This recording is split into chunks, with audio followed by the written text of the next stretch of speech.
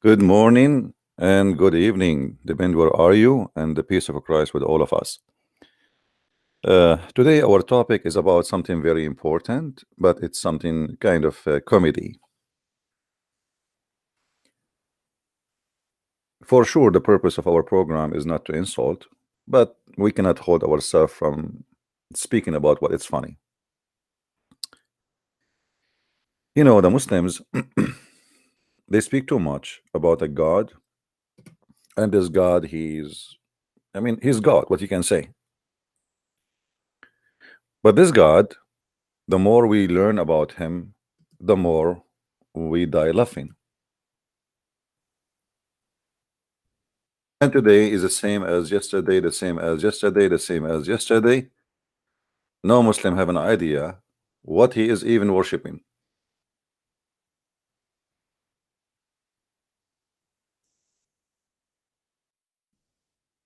And be my witness, today is going just to be another day where Muslims have no idea. I never saw really a Muslim he knew what he is worshiping, what his religion, what is Islam. They don't know what is even Muhammad. You know, yesterday somebody said to me in Skype, why you keep saying that the name of Muhammad is Qatham when you cannot prove it? The fact it's proven, or what the Muslim says, that the mother of Muhammad, she saw a dream and she asked the grandfather of Muhammad to change the name from Qatham into uh, Muhammad. But if we look in the Quran, we will find that this is cannot be true. Obviously, the name Muhammad is something not accompany Muhammad all his life. And the proof of that, if we go in the Quran, we will see that Muhammad in certain time he was calling himself Ahmad.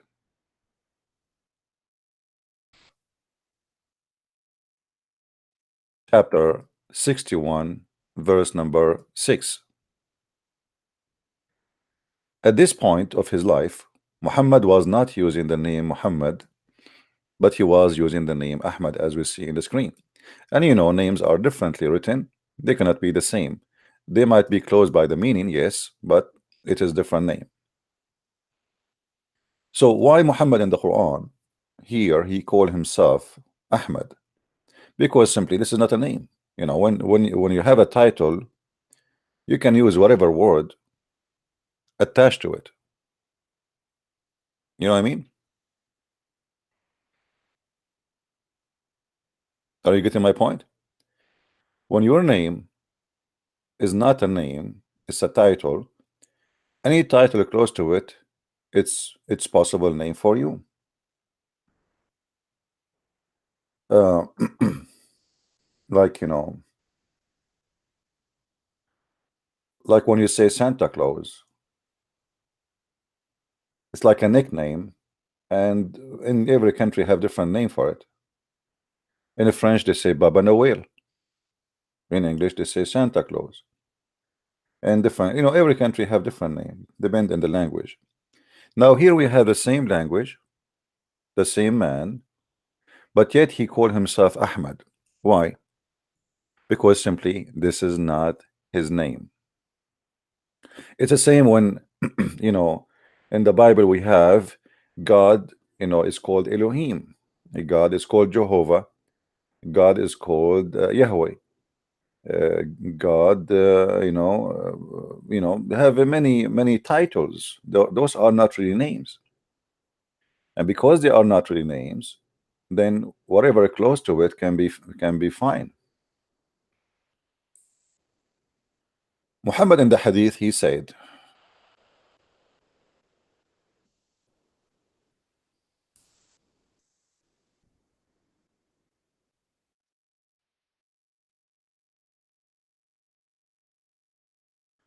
Malik related from etc., that the Prophet said, I have 5 names. I am Muhammad, I am Ahmad, I am Al-Mahi, I am Al-Hashir, I am Al-Aqib.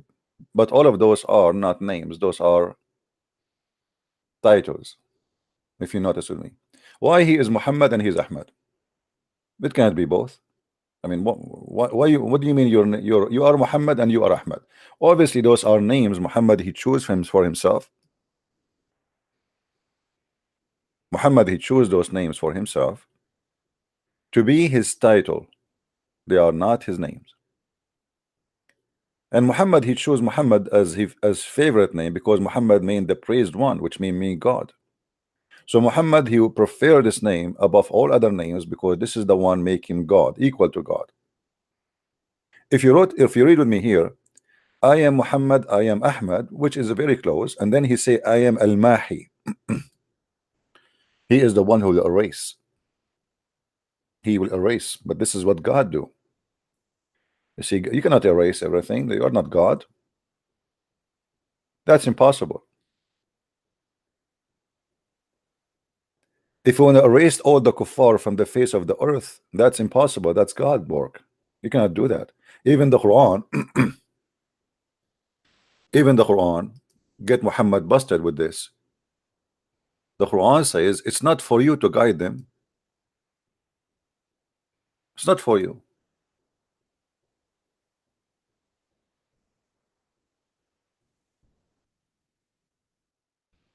So Muhammad here, when he said that he is the eraser, he's lying.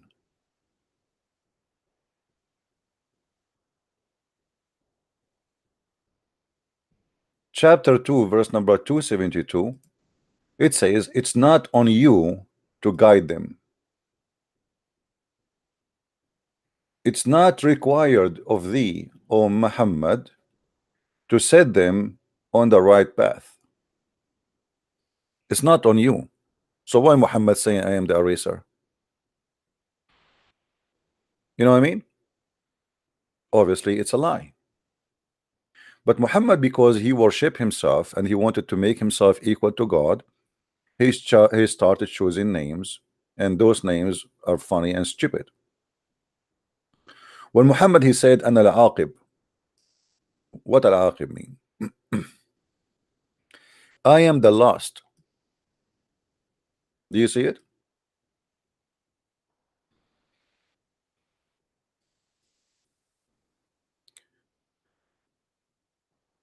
Muhammad is the last. How that can be? Isn't it obvious that Muhammad he is making himself equal to God?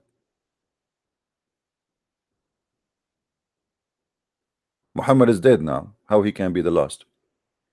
If the Muslim they will say that he is the last prophet, even that idea is stupid, because the Quran confirm that Jesus will come back, and the Hadith confirm that.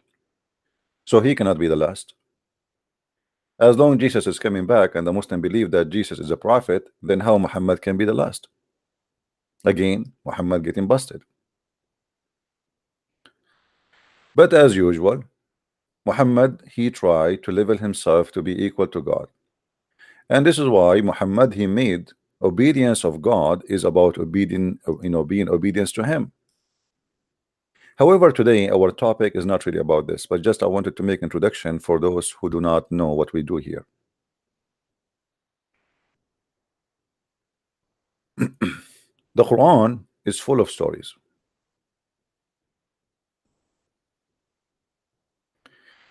And each one of them either funny like hell or hell like funny.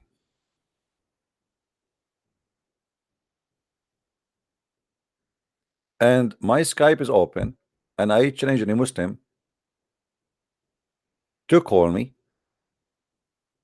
and to be proud about the stories we are going to read together.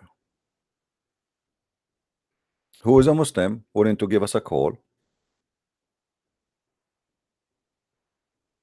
Anyone?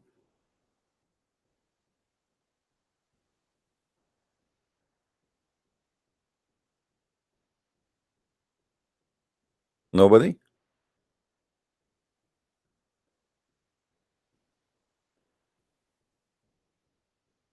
Hmm. Okay. Well, you don't want to defend Islam, this is your business. More people will leave Islam anyway.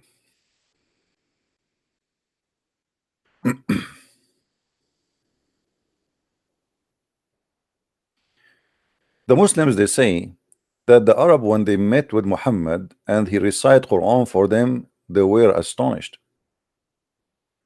Now, the history of Islam, the Quran itself, proved that this is a big fat lie. As an example, chapter 2, verse number 39, it says the following.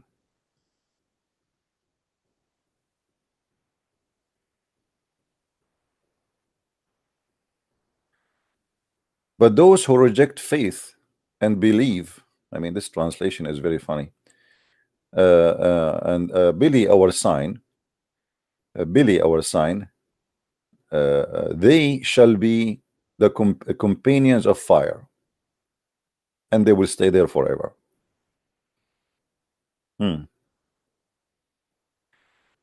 Why they are doing bullying to the Quran if the Quran is amazing? How somebody can bully the Quran? How you can make fun of the Quran if the Quran is amazing? Any Muslim have an idea? What exactly happening here? Why those people they are bullying, like making fun of the of Islam?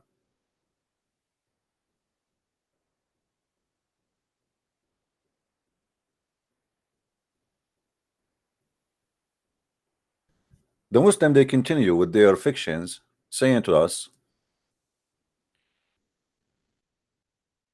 that the Prophet of Allah or Allah, he challenged the Arab in his time,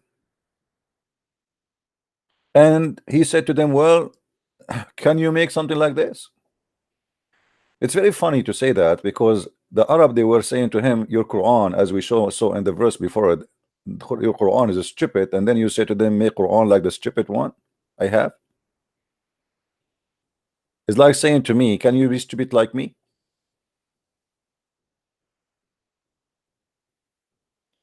All the verses in front of us is proving one thing, that the Arab they make fun of Muhammad and his Quran. Look how many verses. All of it saying, sharing one thing, that this is the fairy tale of the previous generations.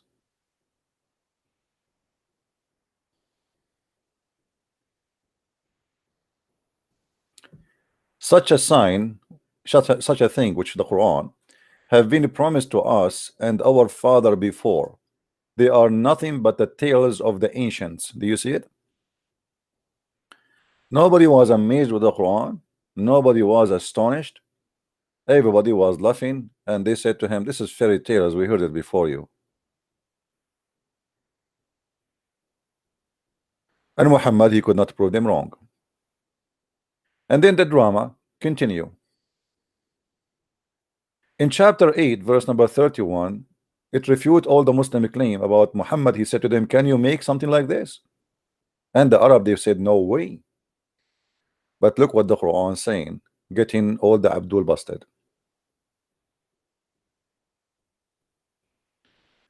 When our signs are rehearsed, which means the Quran, we say, they say, we have heard this before. If we wished, we could say words like this. These are nothing but the tales of the ancient.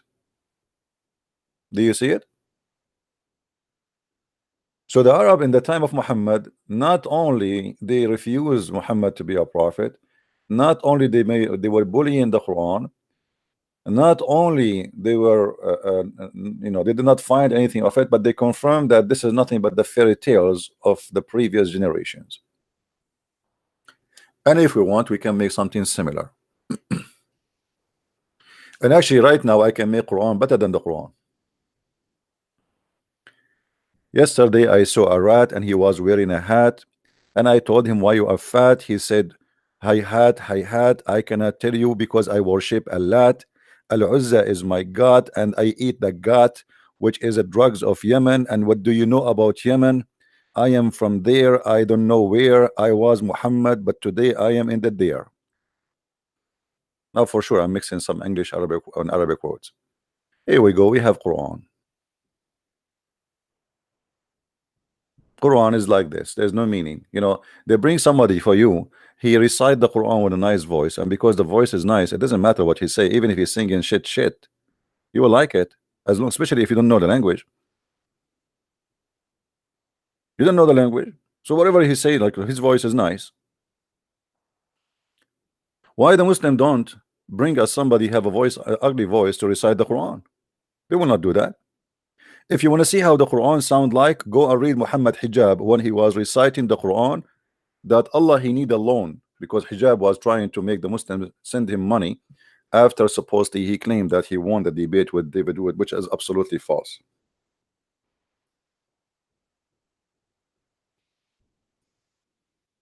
I wish I can play for you with his voice reciting the Quran. The video is there actually. I made a video about it. It was disgusting. Chapter 2, verse number 245.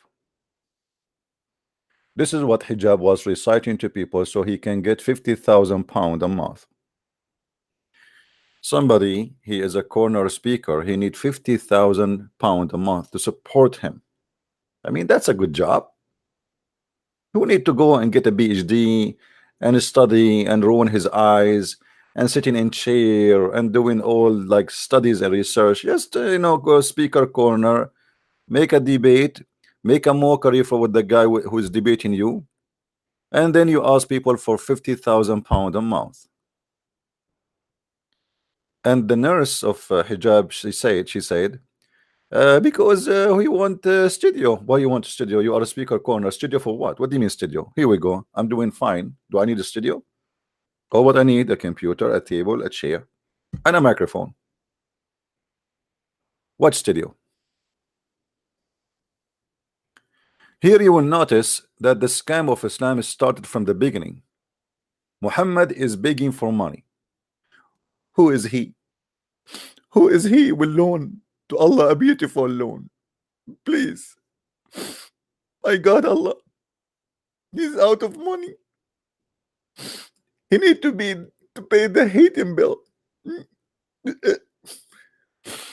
Allah, he need a beautiful loan. Please, who wanna give Allah a loan? And here where the video of what this guy Chris Crocker came and says, leave Britney alone. Leave Britney alone, which means give her a loan, not leave her. This is a Britney, and Britney is asking for a loan.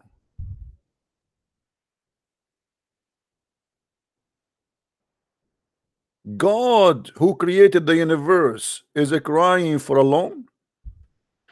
Donation, donation, send Allah donation. Allah need a beautiful loan.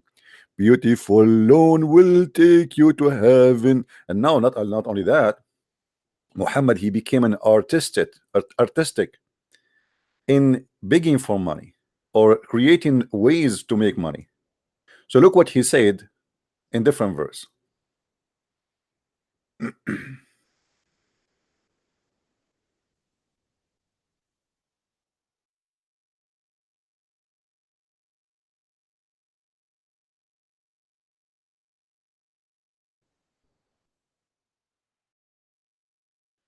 Oh boy, this search engine is not good.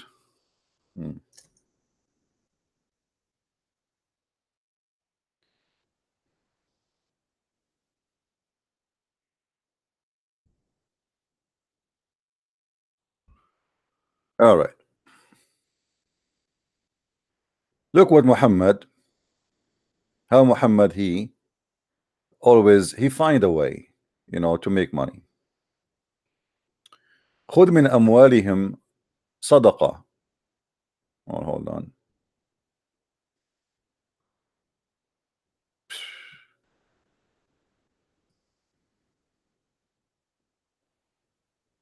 33. Okay. Oh,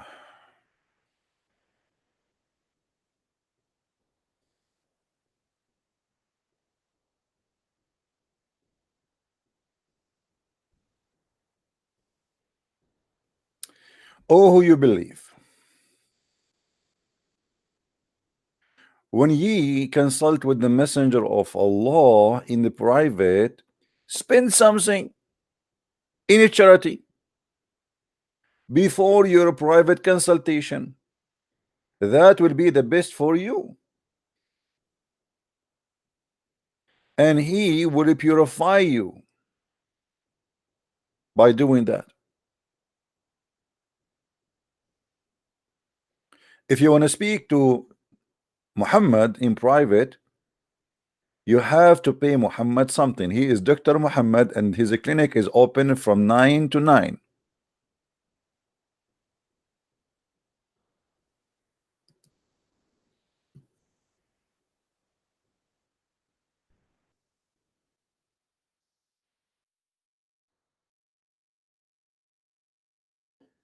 And the Quran is full of stories like that. And by the way, Allah accept even donations as women. Muhammad, he make a verses saying any Muslim woman, she want to give herself to the Prophet so he can bing bong bong with her, you know.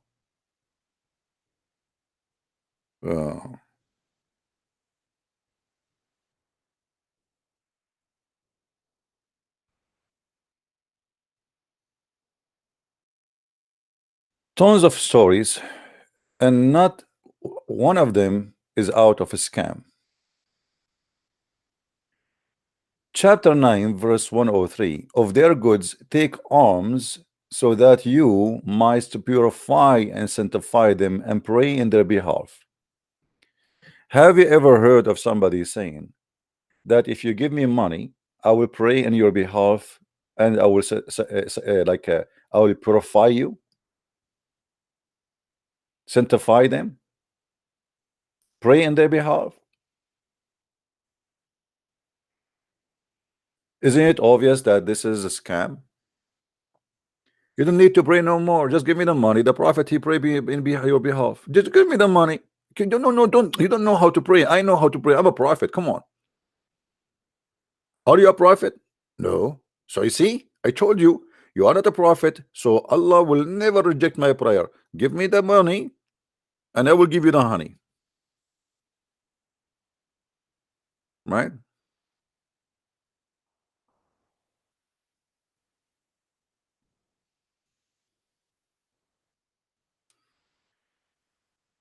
And look, Muhammad, he made them feel guilty if they cannot pay him. And this is supposedly a charity. I mean, come on, Muhammad is just asking for a charity.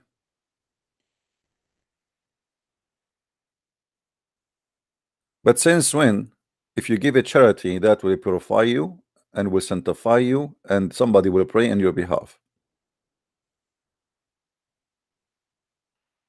Until now, we did not have one Muslim to call us so we can really start the real tsunami.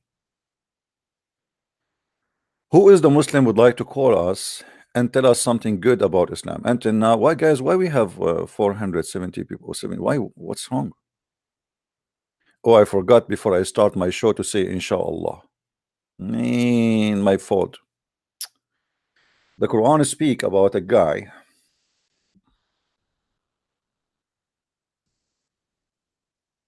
who his friend or his brother, he have 99 goat and he sleep with them.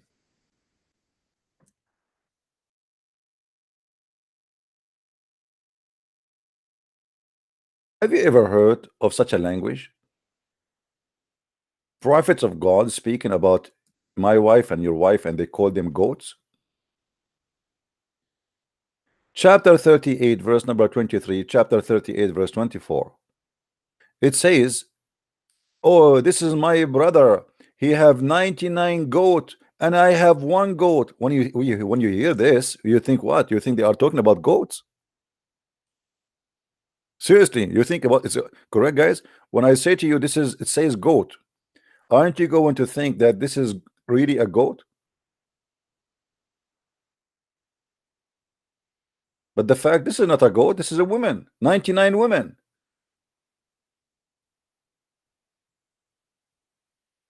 How the Quran is calling the wives goats?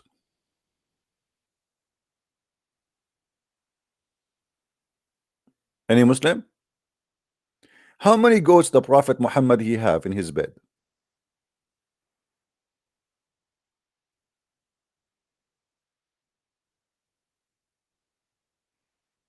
Hmm? What goat? I mean, the God of the Quran, he could not find a better word for a wife.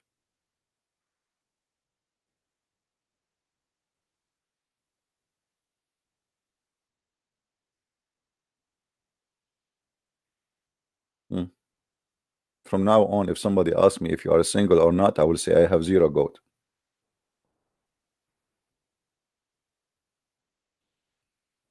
Any Muslim would like to call us?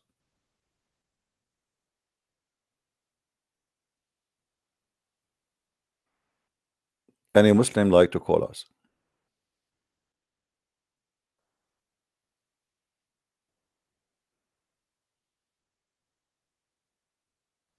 Hello? I turn my head up and down. I turn it, turn it, turn it, turn it, turn it around, and all what I can see, a bunch of goats around me.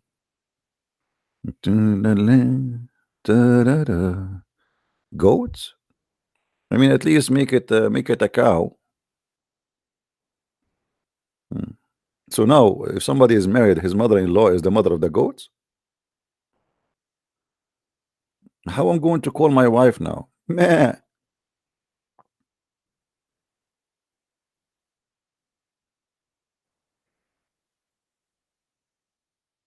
Who is a Muslim would like to call us?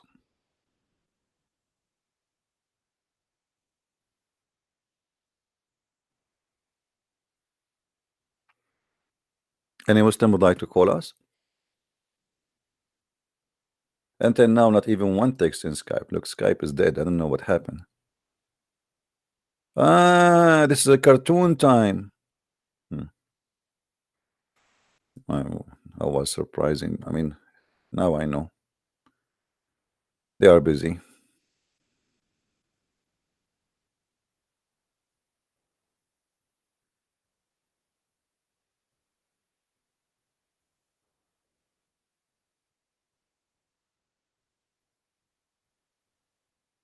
Any Abdul?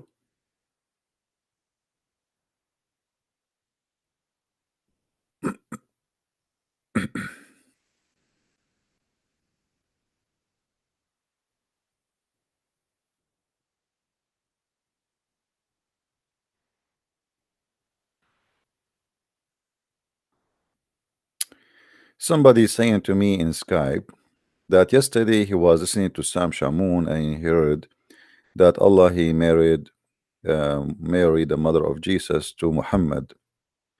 He said he never heard this before. Well, we spoke about it 10 years ago, before maybe you are born, and it's in my book too. Um, but this is different story. Let me see if we have any Muslims in Skype. Where is the Muslims? What happened? Sound fishy. Not even a single Muslim from those who they are usually online are there. Everything is off. Man, what's happening? Not even a single Abdul?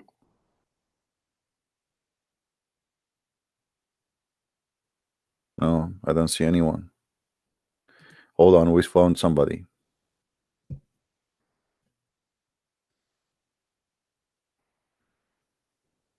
Uh, oh, this is not a Muslim. Hmm. See, I'm telling you, it's not working too much. No luck. Uh, all right. Let us read some stories together. You know, when you learn from Muslims about Islam, they start saying to you that the Quran is telling us stories nobody heard before. But we just showed you that the Arab, they keep saying to Muhammad, this is nothing but the fabulous of all generations. And that mentioned many, many times in the Quran.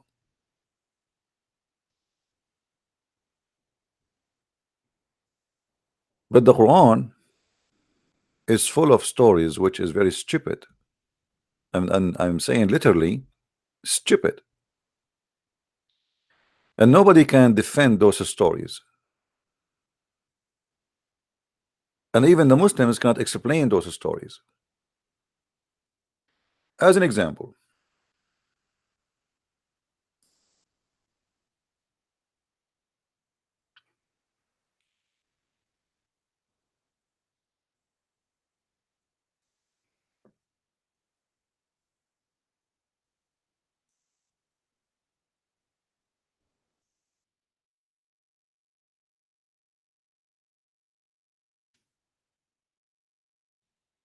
usually, like in religious books, especially the organized one, you will find the story of something in one place, rarely in many, like more than two.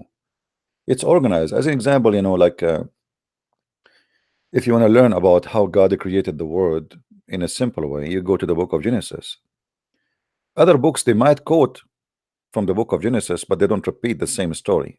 The Quran is a different story. The Quran is just a repeat and nothing there. But if you read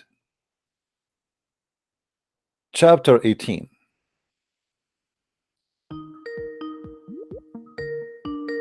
let us hope it's a Muslim. I don't know. Hello?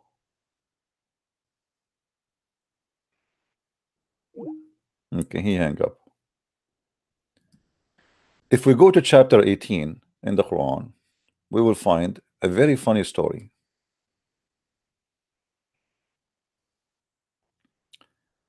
And this is a story about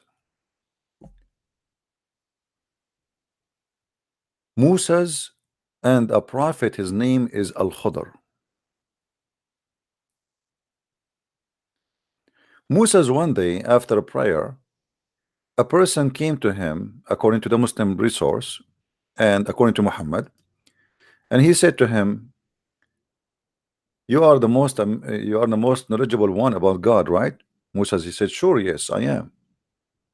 Then Allah, he spoke to Musa. He said to him, no, it's not you.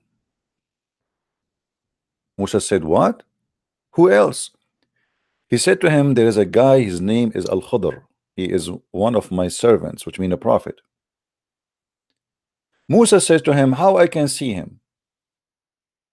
Where I can meet him? I want to learn from him. So Allah told Musa's, no problem. I will let you attend his class so you can learn from him. Let me see if I can find the story so we can laugh together. Give me a second. Very beautiful story. When I say beautiful, I mean it's very good for kids. All right.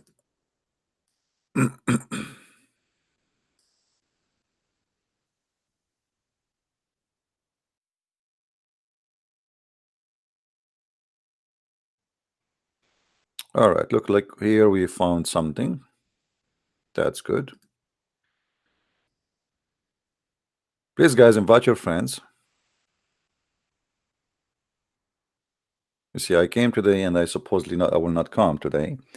But I said, let us do good work. Maybe we can find some Muslims who they are looking, seeking the truth, and they will leave Islam. Muhammad, as always, he is the best storyteller in his time.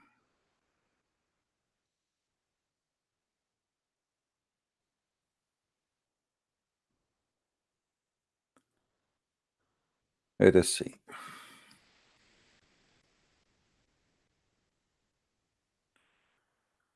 Actually, this is not the hadith I want.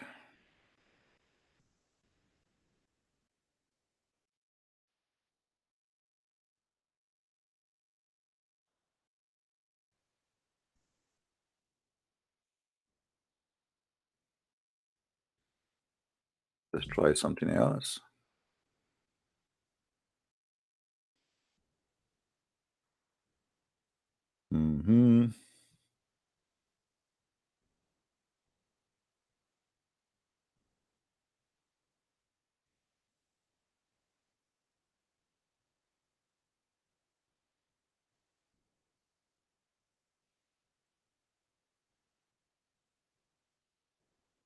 Here we go.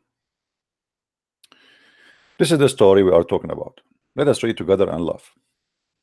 And again, I say let us laugh because it's funny and stupid. And I change any Muslim to say it's not.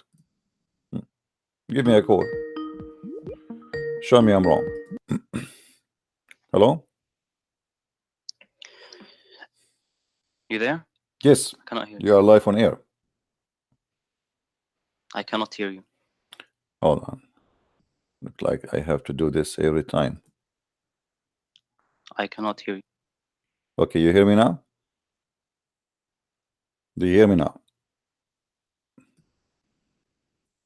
Hello? Hello? You there? Do you hear me now?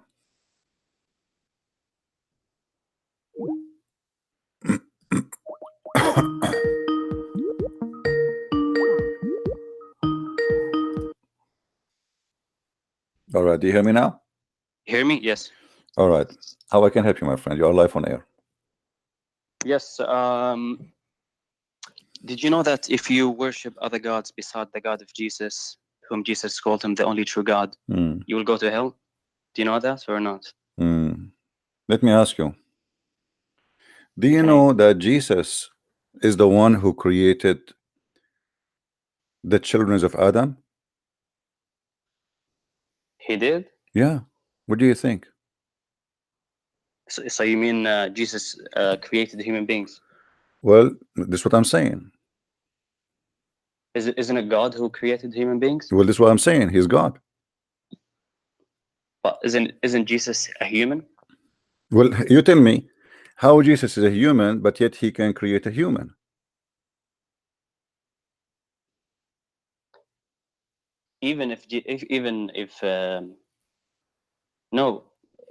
Jesus did not create a human, did he? Okay, well, you want to take a challenge? You wanna tell me where Jesus created a human? But you want to take a challenge? Challenge for what? If Jesus, he is the one who created a human, you will accept him to be God? No, I think there's more things about being God. You see, but you are the one who said to me, worship God beside God. I mean, we are worshiping only one God, my friend. And if we can prove that Jesus created mankind, that means Jesus is God. No, I think there's a. Okay, according to your religion, hold on. Wait. Let me say why I don't think that. Because I could imagine God giving a power to give him a power to human beings to make them create human beings. Create a human being. Jesus created a human being. In your religion, you believe that Jesus. So you believe as a Muslim that Allah is not the only one who created the human being. So we have now Allah and Jesus, correct? No, I'm not saying that. I'm just giving you. You see, I am saying a specific thing. I'm not saying the Quran says that Jesus is created from the mother birth. I'm saying now, is it true that Jesus created a human being? Did he create a human being? Human being? I don't know. He created human beings. Is it possible? Is it possible for you as a Muslim that someone other than Allah to create a human being?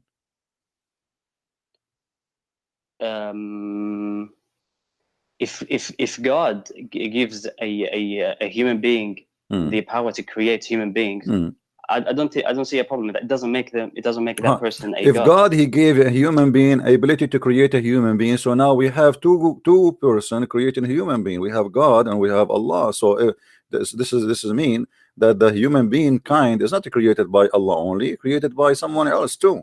That's what you are saying now. No. You're saying one person, or you're saying mankind? I am making it simple. If there is someone else beside Allah creating a human being, is that what destroy all of Islam is about, and all what people believe that there is one God? No, I don't know. I don't know if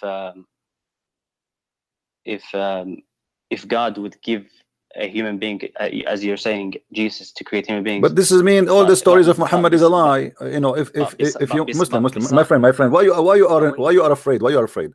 I'm asking you a very simple question. According to your religion, is it possible there is someone else created a human being? Either you say yes or you say no. I don't know. That's why I'm. Don't tell me I don't know. A second ago you were lecturing me about worshiping God. Don't worship God beside God. Do you know you will go to hell if you don't worship God beside God? So this is the only thing you know about religion. You know only not to worship any God beside God. But when I ask you if Allah is the only creator for mankind, you don't know have an answer. According to your religion, according to your religion, if there is someone beside Allah created a human being. It doesn't matter actually. No, it does matter for me. It does matter. It's not up to you. It's not up to you, because we are trying to find if Jesus is God or not. So it does matter. Do you know what God is? You do not know what your God is. You do not know. Do you know? Look, I know that I know God. What is God? The one who I know God, who is the creator of the heavens and the earth. Thank you very much. Okay, is your God the one who created everything in heaven, everything in earth, including a human being? Yes or no? Yes, God is the one who started everything. This is not. I'm not talking about the starter now. You see, you're playing games. Yes, is your God Allah is the one who created a human being? I am saying to you. I'm saying to you, is Allah the one who created the human? And why you don't want to answer? Why you don't want to answer? Either you say to me, yes, there is many creators beside Allah, or you say no. Allah is the only creator. Who is the creator in Islam for a human being? The definition of the creator of God is the one who caused everything to begin to exist. That's who God is. Is that the God who you worship? But still, no. First of all, your God cannot create anything. I can prove it easy. Your God said to Muhammad, read it 3 times, and still Muhammad cannot read. What has that got to do with? Well, this is creating somebody ability to read. Jesus, he said to the blind man, see, he saw. Jesus said to the man, he cannot walk, he walked. Allah, he said to Muhammad 3 times, read, he cannot read. Are you saying that a person, if he has miracles to do something, that makes him God? Here we go. You are the one who said to me he is the creator, but at the same time you are confirming that your God cannot make miracles. No, miracles does not. So make why he was not able? That's what do you mean miracle cannot make a person his God? Isn't it the Quran says that only Allah can do this and this and this and this? The Quran, my friend, look like you do not know your religion. You are a person who is trying to give it a shot. Is that the case? No, is that the case? Now I'm asking you, be honest. Is that the case? What? Do you know what the Quran says about creating? Isn't it the Quran says that only Allah who is the one who can create?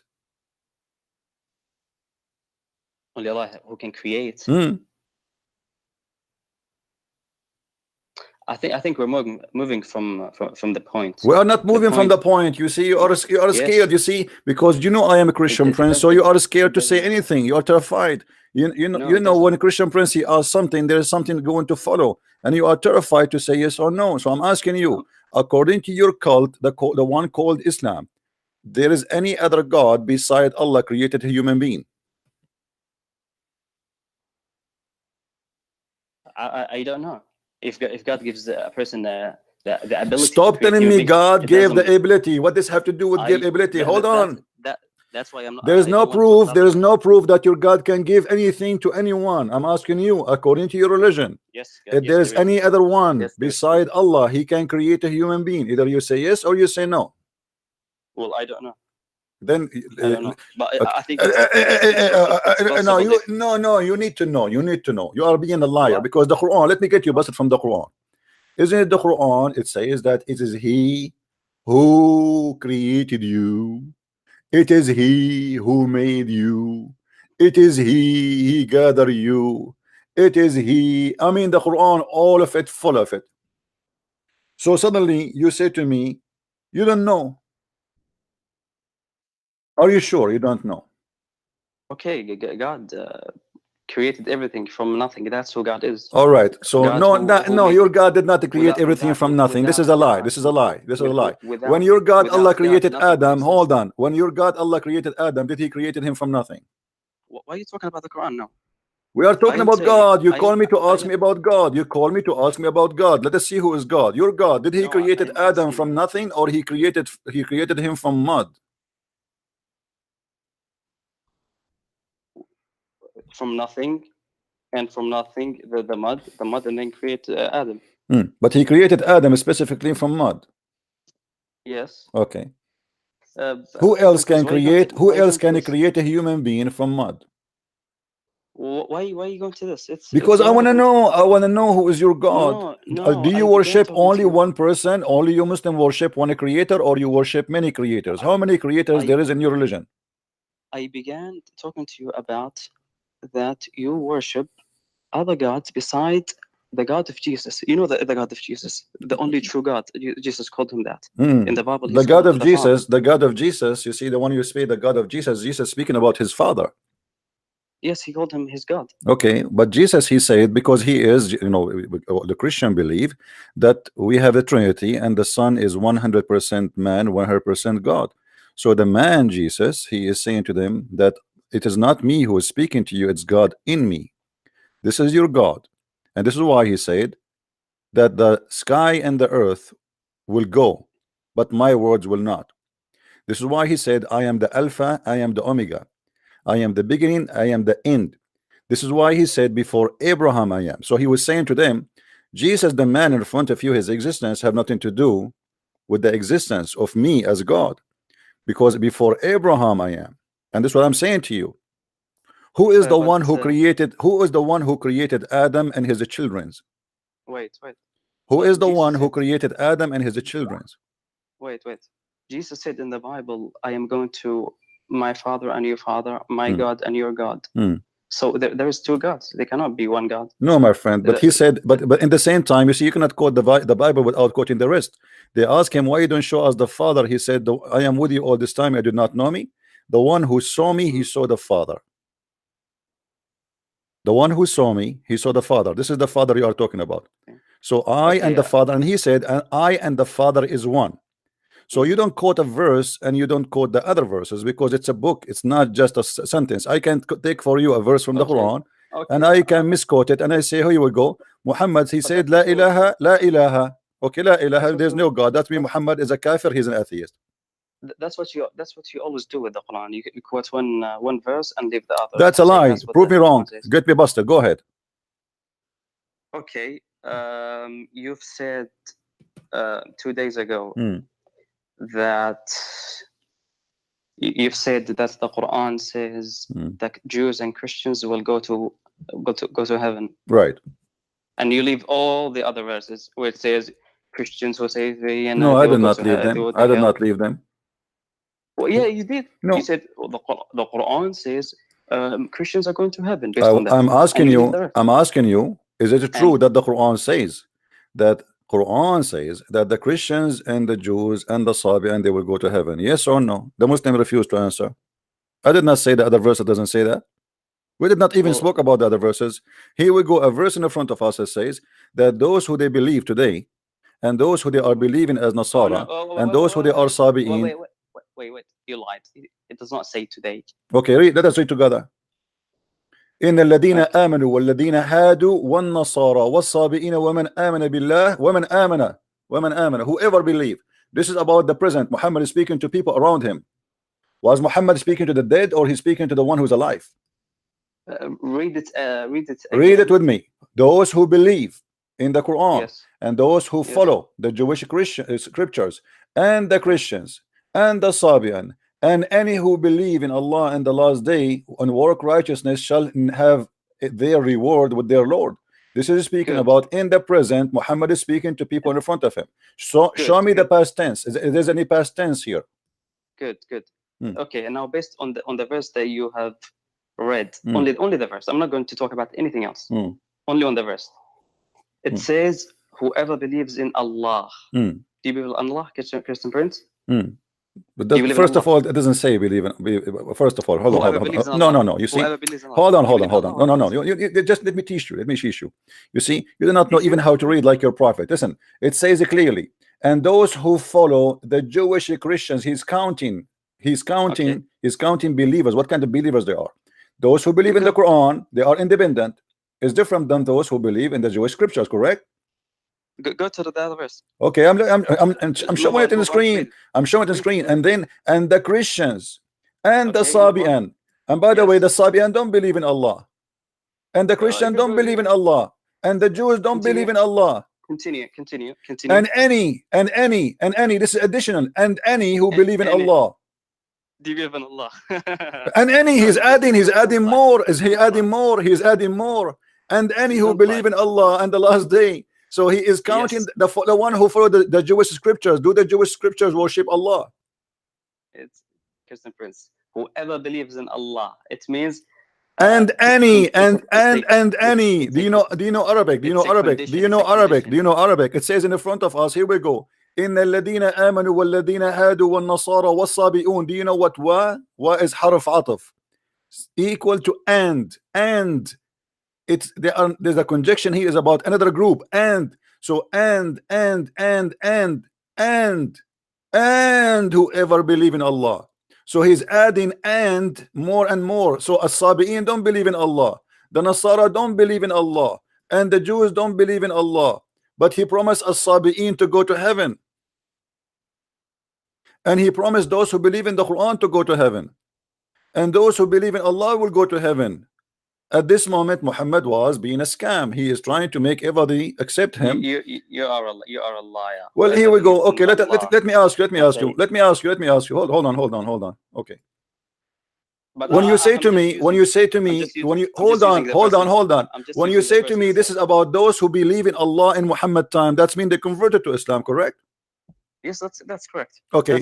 Shall we go and read the verses? Shall we go and read the interpretation? Yes, we can do that. All right. Yeah, let's go to the interpretation. Chapter 2, verse number 62. But there's also have to be the reason of the time it was revealed. Yeah, the time it was revealed, my friend. The time it was revealed. And to whom it was revealed. No problem. Are you telling me how I should write the interpretation? I will show you what interpretation is saying in front of us. What do you mean it have to be? Are you telling me how to write it? I'm not the one. I'm not the writer. Read with me. This is the book of Asbab al-Nuzul. This is the book of Asbab al-Nuzul, which means the reason for the verses to come down. Your prophet says those who etc. And then okay, let's see interpretation. Mujahid, who said, when Salman related to the prophet, Allah bless him and give him peace, the story of the monks, the prophet told him that they will dwell in the hellfire. Salman said, whole earth became gloomy for me. But then the verse was revealed. So Allah is correcting Muhammad. Salman was upset. You see, Muhammad is changing his mind and changing his Quran just to make Salman happy. Then this verse revealed, Lu those who believe that which was revealed into you, Muhammad, and those who are the Jews. The Jews don't believe in Muhammad and never believe in Muhammad. Up to Allah saying, there shall be no fear, shall no fear come to them, neither shall they grieve. And it was as if a mountain had lifted away from me. This is Salman al-Farisi saying that. Then he continued. Look the verse, those who believe in that which was revealed into thee, Muhammad, and those who they are the Jews was revealed about the monks, with whom Salman al-Farisi kept company. When Salman al-Farisi was a Christian. Yes. So hold on. Okay, hold on. Yeah, okay, no problem. But the monks are Christians. So Salman al-Farisi, hold on. Abdul, no, I did not misunderstand. By the way, you Muslims, you say Salman al-Farisi was a Christian. This is a false. He was a Sabian. We'll prove it. Those are Sabian monks. But let us continue. Because here you see it says those who they are Jews, but Salman al-Farisi was not with the Jews. Do you see the Jews? He was a Christian. What the Jews have to do with Salman al-Farisi? Let us say he was a Christian, as you claim. So the Jews are in total disagreement with the Christians. So how Allah promised the Jews, but Salman is asking to let the Christians go to heaven? Okay. Let us read. Let us love together. Hold on. Why you wanna stop me? Why you wanna stop me from it? Let us finish it. Let us finish it in love. Was revealed about the monks. Shut up. Who was with Salman? No. When Salman went to see the Messenger of Allah, and Allah bless him and give him peace, he informed that their worship and striving. He said, "O Messenger of Allah, they used to pray and fast, and they believe in you and bore witness that you will be sent as a prophet." When Salman finished that, hold on. Let me show you the scam. How those are? How? What do you want? We finished it. Salman al-Farisi was a Christian who was looking for the Prophet Muhammad, and he wanted to see him, to believe in him. My friend, Salman al-Farisi was a Zaradisht. He was a fire worshipper. This is why As-Sabi'an. Can you tell me why the Sabi'an are included? Wait, let me tell you why the word Jews are there. Yeah, why the Sabi'an is included? Forget about the Sabi'an. No, why the Sabi'an? Why the Sabi'an going to go to heaven? If they accept Islam, they did not. This is why they call Sabi'an. If they accept Islam, they are Muslims. We don't call them Sabi'an.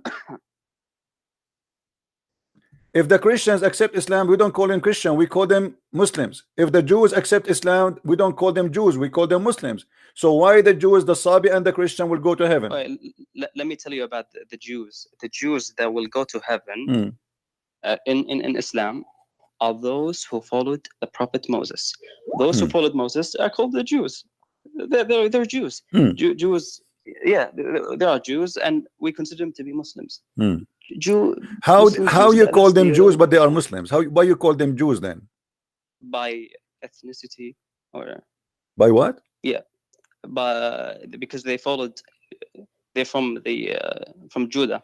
Okay, so but aren't you the one who said to me, I did lie when I say, isn't it you who said to me, you did lie when you say that the Jews and the Christian will go to heaven, and you said to me in different verses in the Quran, the Jews will not go to heaven? So how the Jews will go to heaven? And he says all the Jews, because the verse says the Jews. Jews, not one Jew, not two Jews, the Jews.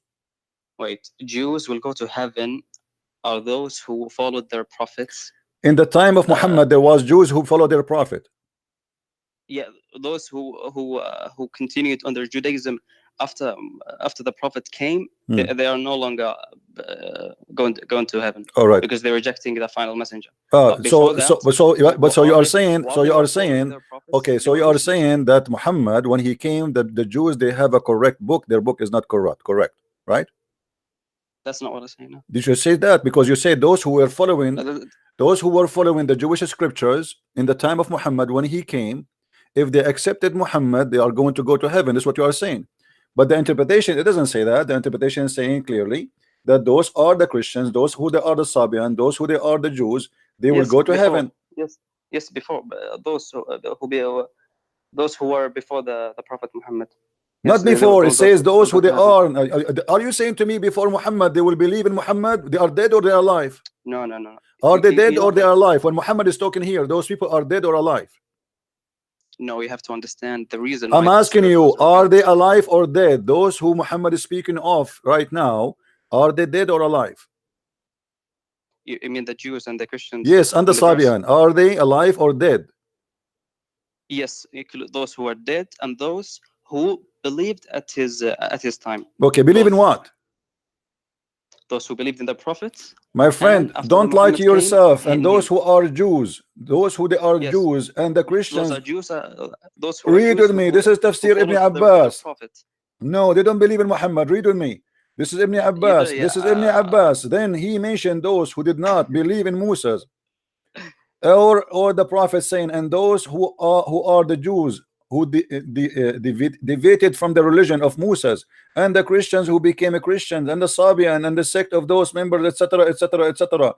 And then so he is naming the Christians at that time as a Christians. If they believe in Muhammad, their name will be not a Christian no more. Their name will be Muslims, because you are called Nasara. This is why the Quran says that the Nasara are going to go to hell. Why he is not calling them Muslims? Because they are Nasara. But the verse we are talking about calling them still Nasara, correct? Wait, where does it say in the Quran that today the Christians are called Nasara? The whole Quran, the Quran never calls us any name except Nasara. What's wrong with you? No, it calls you the people of the book. My friend, no, the people of the book, when you speak about the two together, you are ignorant. The people of the book is to put two religions together, which is Judaism and Christianity in the same time.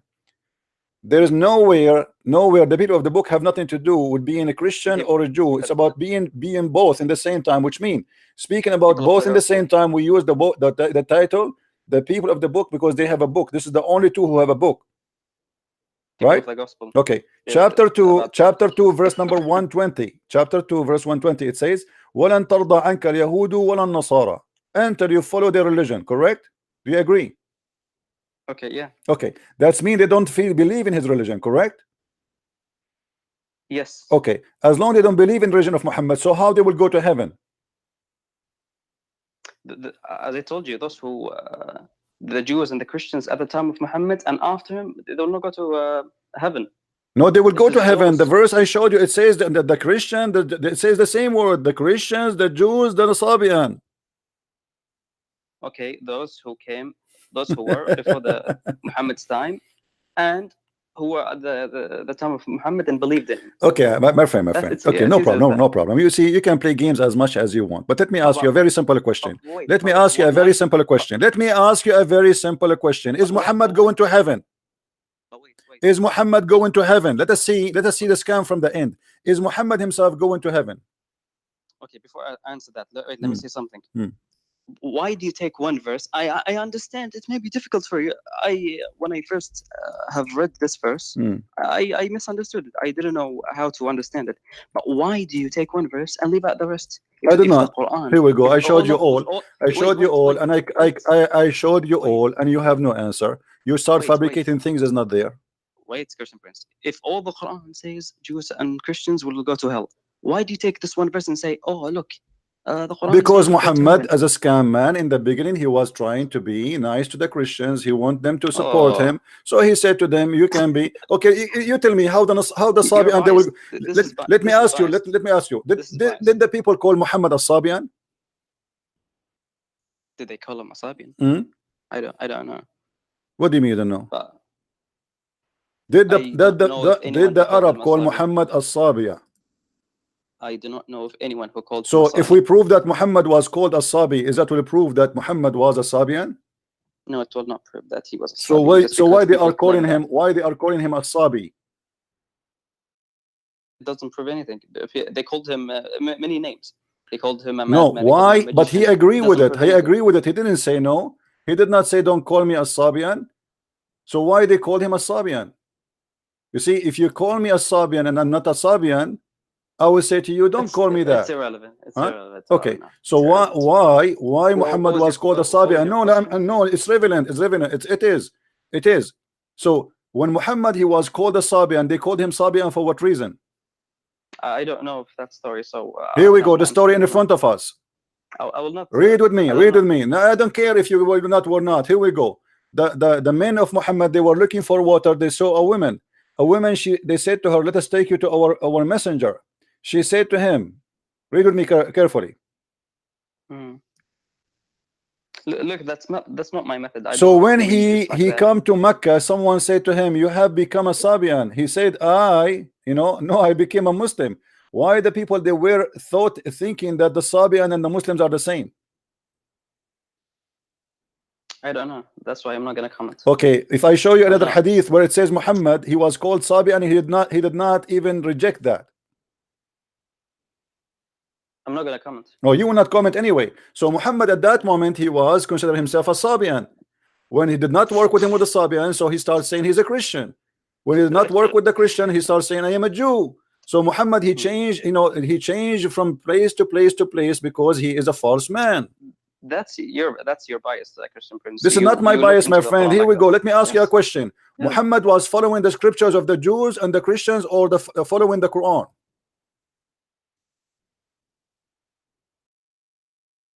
He was following the Quran. Okay, here we go. Get you busted again. Your prophet was not following the Jews' scriptures, he was following the Christian scriptures. Read with me. The prophet used to copy the people of the scriptures in matter which there was no order from Allah, and the people of the scriptures used to let their hair hang down, etc. So Muhammad, he used to copy from the Christians and the Jews their teaching. Why he is doing that? Where's that from? This is Sahih Bukhari. If Muhammad is a prophet and the Christians are lost and they will go to hell, and you are the one who said to me, if you don't believe in Muhammad, you are not in the right track. So Muhammad now is copying from the Christians and the Jews. Based on what? Because their book is corrupt?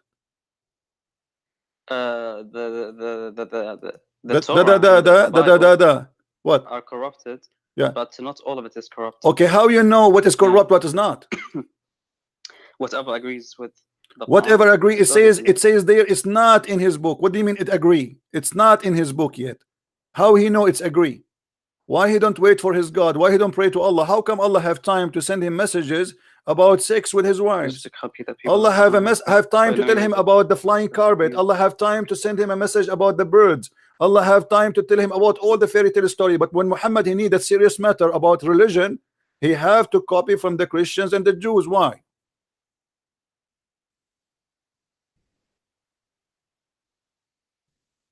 I have not come across this hadith, but I don't see any like huge problem with that.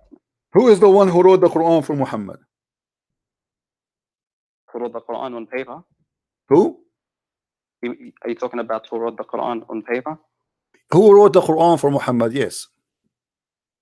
Oh, his companions. Let me get you busted again, my friend.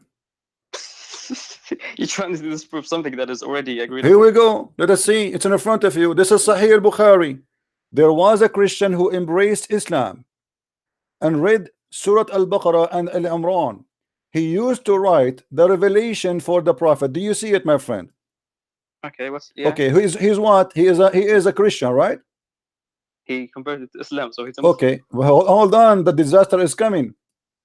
And then it says, after he was writing for Muhammad, later on he returned to Christianity, and again he used to say, look, Muhammad knows nothing but what I have written for him.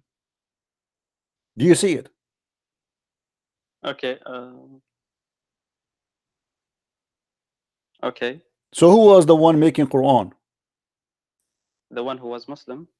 The one who was written Quran. Who is the one who is making Quran? The Quran is written by a Christian guy, and Muhammad have no idea what this guy is writing. Whatever this guy he write, Muhammad agree with it. Wait. Are you saying the Quran, all of it, is authored by this man? My friend, let us say only 30%. Let us say, because the chapter Al-Baqarah alone is the biggest chapter in the Quran, correct? Look, that's a... The chapter of Al-Baqarah alone is the biggest chapter in the Quran, correct or no? Yeah. And Umran is a huge too. So now here it's mentioned that he at least he did two, at least. So he was the one making Quran for Muhammad, and he is witnessing that Muhammad he know nothing of what is written there. I am the one who wrote it, and as I wish.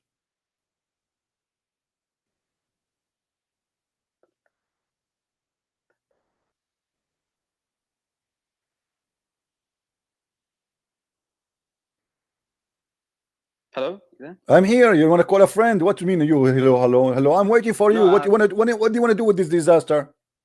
No, it's not disaster. What do you mean a disaster? Muhammad he know nothing, and Muhammad did not say, and Muhammad he did not say this is a lie. No, I don't know if this is about writing on paper or. It's about writing, my friend. Don't play games. What do you mean write in paper? No, he used to write in the wall. What do you mean write in the paper? He used to write in his hand. What are you talking about? And he used to write the revelation for the prophet. Where the prophet revelation was written? Where the prophet revelation was written? In his bum, in his face, in his shoulder, or in a paper? there's many evidence about other companions. My friend, this is Sahih al-Bukhari. Who care about the evidence that the Sahabi later they are collecting what this guy he wrote? This guy, he made the Quran for your prophet, and he is witnessing Muhammad. He know nothing of what I wrote. That's not true. My friend, this is Sahih al-Bukhari. This is Sahih al-Bukhari. I'm not gonna comment on that. Each time I show you something, you said, I don't want to comment in that, I don't want to comment in that, I don't want to comment in that. Okay, have you ever heard? Okay, hold on. Have you ever? Okay, let me ask you. That's why I'm saying it to you in the beginning. Muhammad, hold on. You see, you call me to talk about God, and look, you are getting yourself busted more and more. We are digging more. Have you ever heard about a guy? His name is Abdullah ibn Sarah, who left Islam because he noticed that Muhammad is copying him. I heard such stories about okay, the guy, he said, Tabarakallahu ahsanul khaliqeen. Muhammad, he liked it. He said to him, put it there. But the guy, he said, but this is what I said, not you. Muhammad, he said, fine, put it there. Allah, he sent it to me too. let's talk about it. Let us talk about this. Why do you want to talk about it? Here we go. We have a collection of guys who work for Muhammad to write the scriptures, and they are the one who make the scriptures. Yeah, okay, I'm not gonna comment on that. You cannot comment because simply you are a coward. You have no idea what to say. I mean, it's on the front of you. The guy, why the guy he left Muhammad? Because he saw that he is a scam. Read me. There was a Christian who embraced Islam, and he read the Surah of Al-Baqarah and Umran, and he used to write to the revelation for the Prophet later, and he returned. Shut up. Let me read it. It's hurting you. I will hang up on you if you don't let me read it. I have to read it. Shut up. Come on. What are you trying to prove?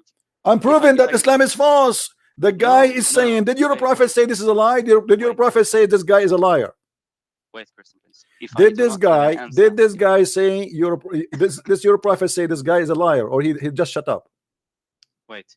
If I do not have an answer to your question, it does not mean there's no answer. Okay, give me the answer. Search the answer. Yes. Go. Okay, no. Hang up. Search the answer and come back to me. Because each time I put you somewhere, all what you do, that your game is very simple. I don't know. I have no comment. I have no comment. Why you are calling me? You have no comment, right? Yeah, hang up. What I will do with you each time I get you busted, you say to me, I have no comment. So I have no comment too. I have no comment. Why you are keep saying to me, I have no answer? Is that a sign? Did you give up, or this is a disability? No, I do not want to. Okay, so do you agree that this is obviously? I do not want to make up an answer. I don't care if you make answer or not. I need an answer. You are calling me here to give me answers. So when you say to me, I don't have answer, that means you are stupid. No, I am. Yes, it's not my fault if you don't have an answer, and now you just show it. Now think, use your brain. What is happening here? Here we go. No, don't tell me I do not know. This is not an excuse. I want you to tell me what's happening. Why this guy he left Islam, and why he is saying I am the one who wrote the Quran for Muhammad. I can come back later with the answer. Come back. Go ahead. Take your time. Who said you cannot come back? Right? A stupid guy, he is texting me, says you don't have knowledge of yoga. I don't want yoga. Keep your yoga for your ass. Stupid idiot. Yoga. Hello? CP? Yes. Finally, CP. How you doing? I'm okay, fine. Let me turn this down. Okay, hold on. Jay, can you hear me? Jay, are you live in the room? We are live. Go ahead. Mute Let me your switch YouTube, this off, CP. Mr. CP. Let me switch this off. Okay. Jay can hear me. CP, you can hear me, right? Go ahead, my friend. I'm going to keep repeating CP forever. Go ahead. What do you want to say? Oh, okay. So you was talking to my brother here, and you can see he was afraid to answer your questions. I'm gonna say that. Okay. What about you? He was diverting, he was ducking, he was diving. But I've been waiting to talk to you. I've been waiting for this moment. All right, go ahead, my friend. Are you a kid? Are you a kid? Are you a kid? I'm good. Okay, go ahead, read. Okay. Iqra, you want to talk about Iqra? You made a pathetic argument. Before we continue, CP, I just want to ask you a question. Are you going to allow me to speak today? or you're gonna hang up on me? If you want to sing for us like Muhammad Hijab, I will hang up on you. Okay. Okay. Are you We have a topic. We have a topic. We have a topic. Everyone can hear us. Everybody can hear us. We have a topic. A man, he wrote the. You are a crusader. Are you a coward? Are you going to play a game? Why you are speaking over my voice? I'm on the mic with you right now. I'm asking you a question. Let's establish some rules. Okay. Are you gonna allow me to speak today? You are allowed to speak, my friend. This is why you are with me. Stop talking like stop talking non-stop. Go start with the topic. Why this man? Shut up. Why this man? He is saying, I am the one who wrote the Quran. Calm down with the Holy Spirit. Why he is saying, don't talk about the Holy Spirit. The Holy Spirit in Islam is a Jibreel. When you've met your match, are you finally gonna man up and allow me to speak today? Or are you gonna go around? You will not answer. You see, it's not about letting you speak. You will not answer. Why okay, then go ahead. Here we go. The hadith, shut up. The hadith is in the front of us. Go ahead and read it. Read it. Go read the hadith. I will allow this man to speak. Read the hadith. Go ahead. Read the hadith. Go ahead. Would you read the hadith? Read the hadith in front of us. We have a topic. We have a topic. Go ahead. Hey, CP, just tell the room I'm not gonna hang up on this. Abdul, read the hadith. We have so many topics. Read the hadith. Yes, we finish this one. We go to the second topic. No problem. We have a topic. We finish it. We go to the second topic. Go ahead. Read the hadith. Okay, control freak. Okay, sir. Okay, what's the topic? You tell me. A man, he is a Christian converted to Islam. He is the one who wrote the Quran. What do you say about that? Okay, so there's a Christian man who's a scribe, is what you're saying, right? The hadith in the front if you read it. In front of me? Yes, in the screen. I'm showing it in the screen. Read it. No, I'm not on from YouTube. I'm actually on a Paltalk room, and someone is. I don't care if you're in Paltalk or not. Go and click at my YouTube. Shut up, stupid idiot kid. I have no time for kid. Here we go. This is my YouTube. Open the screen. Look at the hadith and laugh at your prophet, and then call me back. Don't tell me I am not in YouTube. CP, are you going to read it or not? Brave Christian warrior. Why we are the brave and you are the coward. Why you made an excuse saying I cannot read it? I gave you the link. Yes, everybody is laughing at you. Everybody laughing at you. You don't dare to read it. Go ahead, read it. I send you the link. I send you the link. Listen, you are like a Muslim woman. You are like a Muslim woman in the delivery room, but she have gas. She have no baby. Now everybody is embarrassed. Everybody is embarrassed. Read. Go ahead, read. CP. I want to talk to you. I don't hate you. Read. I don't care you hate me or not. Please. I don't have time for kids. I don't have time for kids. Read the hadith. Okay, I'll be quiet. Read the hadith. No, I want you to read the hadith. Please read the hadith for us. We have many Muslim and Christian viewers. My friend, people are laughing at you and people are laughing at Muhammad. Okay, let me read for you. I will read for you. You are a coward. You cannot read. Okay, no problem. There was a Christian. Listen carefully. Listen carefully. There was a Christian. Okay, there was a Christian. Read with me. There was a Christian. I send you a link. There was a Christian who embraced Islam and read Surah Al-Baqarah and Al-Umran. And he used to write the revelation for the prophet. Later he returned to Christianity, and again he used to say, Muhammad knows nothing but what I have written for him. Okay, is this individual God? That even if you did turn away and he turned astray, what we're supposed to base our salvation on this one individual's perception of what happened? So what if he left Islam? No, he said, you see, the problem is your prophet did not say he's a liar. Of course he did. Where? Show me. Okay, show me where he says that. Where he said? Show me. Okay, show me. Of course he did. Show me. Okay, so instead of having a conversation and being an adult, you want us to keep providing references every 3 seconds? Like we can have to pull up references. Give me, you just say, you know, here when we speak about something, we give reference. You said the prophet, of course, he said, show me. CP, we have many topics we could talk about. My friend, we finish this one. Don't be a kid. Don't be a kid. Here it's confirmed that you're a prophet. He have no idea what this guy he said. Come on, have patience. CP, look, I'm going to bring you references. I'm going to be one of your most regular callers. Okay, it's not. Inshallah, God willing, the world's not going to end tonight. No problem. Have many conversations. So give me the answer. We can. But you discuss many topics with the former caller. I mean, you can talk about many topics too. All I'm saying is, just because one person had doubts about Muhammad doesn't mean you know, that we have to throw him in the bin. All right, right? let me hold on. You said if one person have a doubt, all right, let us have a nice conversation, not to shout, please, because I don't want to lose my voice, and I don't want you to lose your voice. I don't hate you. Okay, listen, my friend, hold on. Don't tell me about hate. No, don't tell me. No, listen. You said if somebody have a doubt, did Muhammad himself he have a doubt about himself being a prophet?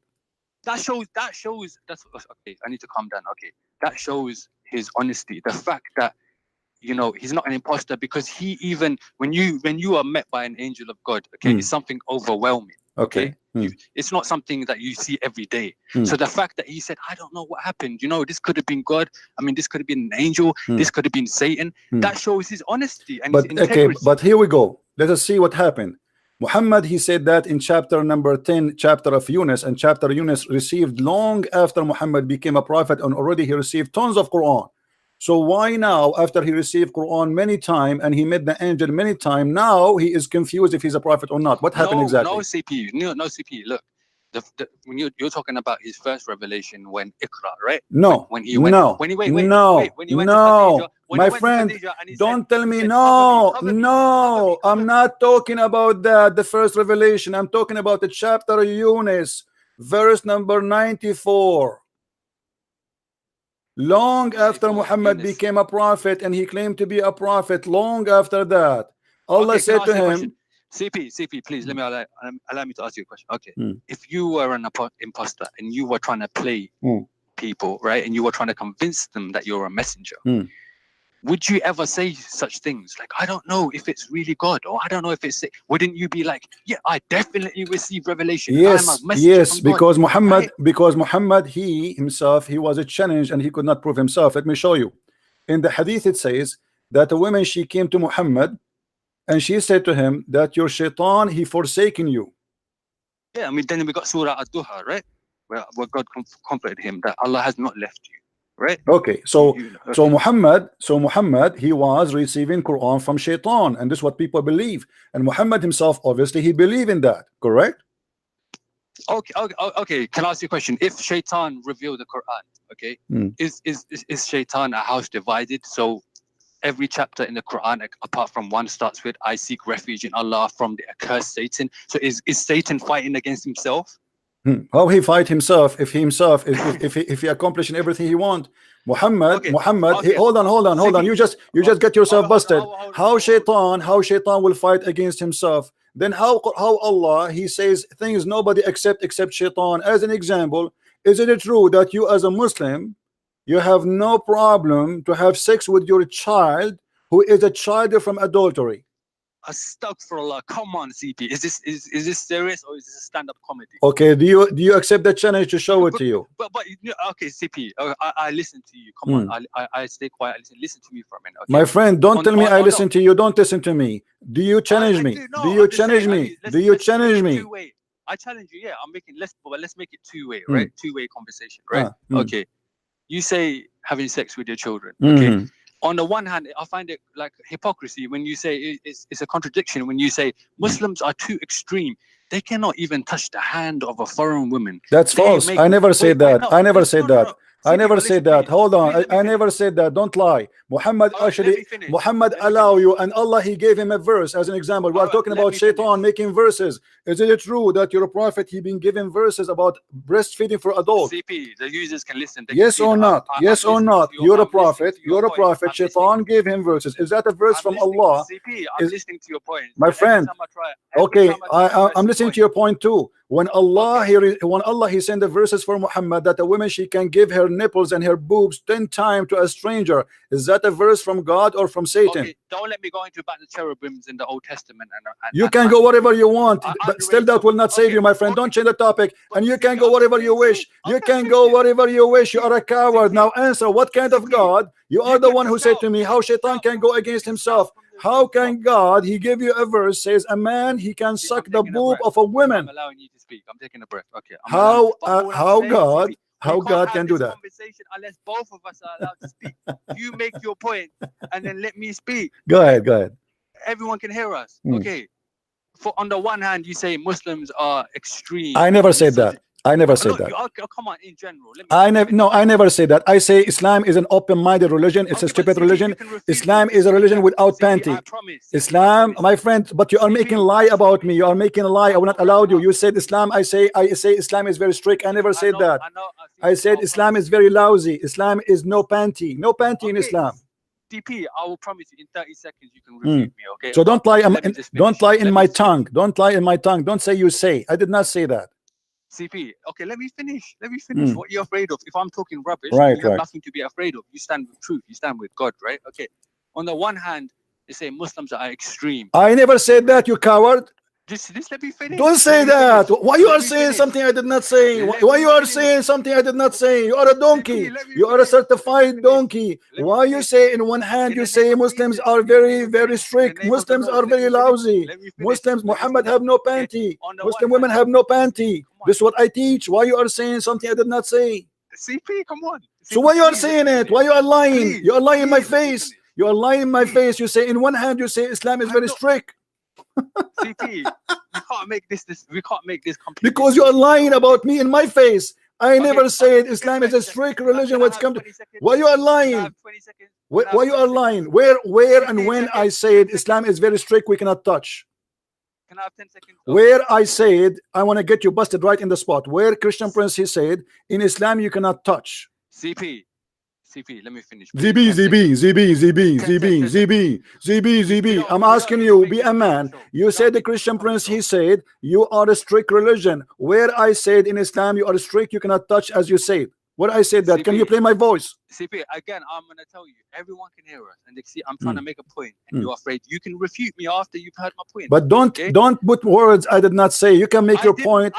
You said, no, you did. You said, you said in one hand you say, but I never say that. Yeah, but I'm not saying that you quoted this directly. Okay. All right, good now. Okay. Majority of attacks on Islam, when they talk about Muslim men, okay, and they talk about misogyny, they say, oh, Muslim man doesn't allow a woman, to wear what she wants. He can't even touch her hand. He tells her she must have the hijab. And then on the other hand, you're saying that we're sexual perverts and we have sex with everything that walks. Okay, so can you reconcile this? Are we too extreme? Or are we perverts, CP? Which one is it? Can I answer Which now? one is it? Can I answer? Yeah, of course. I'll be quiet now. Okay. You can talk. This is your prophet. A woman, she came to him. A man, he came to her, to Muhammad, and he said to him, I have a wife who any man can touch her. He can play with her. Look what your prophet, he said. A man came to the Messenger of Allah and said, my wife does not object anyone to touch her. And you know what does that mean? And she is a Muslim woman. Muhammad, he said, divorce her if you wish. He said, I am afraid that I will miss her. Then Muhammad, he said, okay, stay with her as much as you need. Where is the strict religion? A woman, she's allowing every guy in the she is the bike of the town. Who want to take a ride? Come over. The wife of this guy, and I'm sure you're a prophet, he asked for the address of this guy to know where is his wife. So Muhammad here was I just want to say I had an urge to jump in, but I'm allowing you to finish. So I hope you allow me to respond when you're done. Okay, carry on. No problem. Here we go. So your prophet, he said to the man, okay, well, you cannot leave her. Enjoy her with the rest. What kind of a strict religion? Why you lie to me? You says we Muslims are strict when Islam is very, very open-minded, and your prophet, he did not even get upset for a woman. Everyone is touching her bum. Okay, you done, CP? Go ahead. Okay. So does that tie in with everything else that you say about Muslims? Does that tie in? I'm answering about what you said. No. Okay. Niqab, for example, niqab, burqa, What niqab? Just listen. I allowed you to speak. Okay, I was patient, even though I wanted to jump in. Okay, please, just give me 30 seconds. Does what you're saying now, does that tie in with burqa, niqab, modesty? Okay, no sex before marriage. Wait, no sex before marriage and all the rest of it. You can't have your cake and eat it. You're either we are too extreme. We are like ISIS. Either we're too extreme or we're perverts. Which one is it? This is what I'm asking you, CP. Can I answer? Are the Muslim people Can I answer? promiscuous? Can I answer? Oh, just 5 seconds. Are the Muslim people promiscuous? and open sexually, or are we too narrow-minded and extremist? Okay, now you can talk. Islam is the most open cult sexually. Here we go, the hadith in front of you. Allah Apostle said, if a man and a woman agree to have sex together, here they put between two brackets temporary marriage, you do mut'ah, which means you hire a woman to F her and to F you. Their mut'ah, it should last for 3 nights, and if they like to continue, then they can do so, and if they like separate, they can do so. How you say to me Islam is a strict religion, and you have a prophet, he says to you, you can hire a woman to jump in your lap for 3 days or 3 nights? Is that a strict religion, or this is a lousy religion? A man, he can go in the elevator. Hold on, my friend, do you think I'm a Shia? This is Sahih al-Bukhari, you idiot. No, because there's a context. This is a Sahih al-Bukhari, and the mut'ah is not for the Shia. The mut'ah is in the Quran. The mut'ah is in the Quran. It's not in the book of the Shia. Is the Quran the book of the Shia? I just told you there's a context. Is the Quran the book of the Shia? Doesn't matter. Doesn't matter. Your prophet is a context, no problem. Explain to us the context. No, what context? He says any man, any woman, read with me. Any man, any woman, they like to have sex together for 3 days, 3 nights. Go have fun. You are the one who said to me, are we Muslims allowed to have sex before marriage? I just told you there's a context. Is that marriage? In the time of war, so you are saying to me in the time of war, let us assume it's in time of war as you claim, but it's false. Let us say it's time of war. Is that an excuse for you to have sex before marriage? It's not. It's considered a marriage. It's considered. How it is a marriage? It's about sex only. You have to respect the woman the same way that you respect your wife. What do you mean respect? What do you mean respect? What do you mean respect? What do you mean respect? Do you respect a woman? Be honest with me. Do you respect a woman? Do you respect a woman? Shia woman today, she is giving her vagina to a man who pay her $10. Do you respect that? Again, you're being simple-minded, and I'm telling you, it's in a time of war. What time of war? Here we go. It says any man, my friend. In the war, there's no women in the street. What war? Do you mention any streets? They are in the street. Yes, I can show you. I can show you. Muhammad is going to towns. They are in towns. They are not. Come on, stop lying. So your God, he cannot be. And by the way, why you skip what I said to you? You said to me that if Shaitan is the one who made the Quran. Hold on. If Shaitan is the one who made the Quran, how Allah, who is a strict God, he allowed your mother, with my respect to her, to give her breast to a stranger, and he have to suck it 10 different times? Is that a teaching of the devil, or this is teaching of the God? Hey, okay, you want to talk about Muslim mothers? Okay, on the other hand, I'll tell you, before you can lay your hands on a Muslim mother, they will probably, I don't know, decapitate you, right, CP? Abdul, you cannot decapitate my finger, my friend. You are a potato. You are a potato. Don't threat me. Don't threat me. Don't threat me. Your mother is not respected because she is not a. Listen. Don't tell me that. Don't threat me. Don't threat me. I don't care. Go do your best. Here we go. The hadith in front of you. The hadith is in front of you. Why Allah he allow? You are a coward. You are trying to change the topic. What kind of God he allow your mother to give her boobs? Because everyone can hear. I don't mind. If you want to hang up, hang up. I'm not hanging up. You are the one is in a trouble. You say to me that this is a book of God. What kind of God? He sent a verse. What kind of God? Answer. What kind of God? He sent you a verse, says that your mother, with my respect to her, she is going to give her boobs to a stranger. Explain to me. Okay, do you know what zina means? Obviously, don't tell me about zina. Answer about this breastfeeding for adult. I want to learn about breastfeeding for adult. I want to convert to Islam because of it. Okay, CP. All I'm saying is I want everyone who's listening to hear this. You have a contradiction. Okay, on the one hand, you call us extreme. I never called you extreme. I called you are extreme open-minded in sex. I never said that. You see, you keep lying about me. I never said that. Stop lying. Now I want you to answer. What kind, Mr. Extreme, Mr.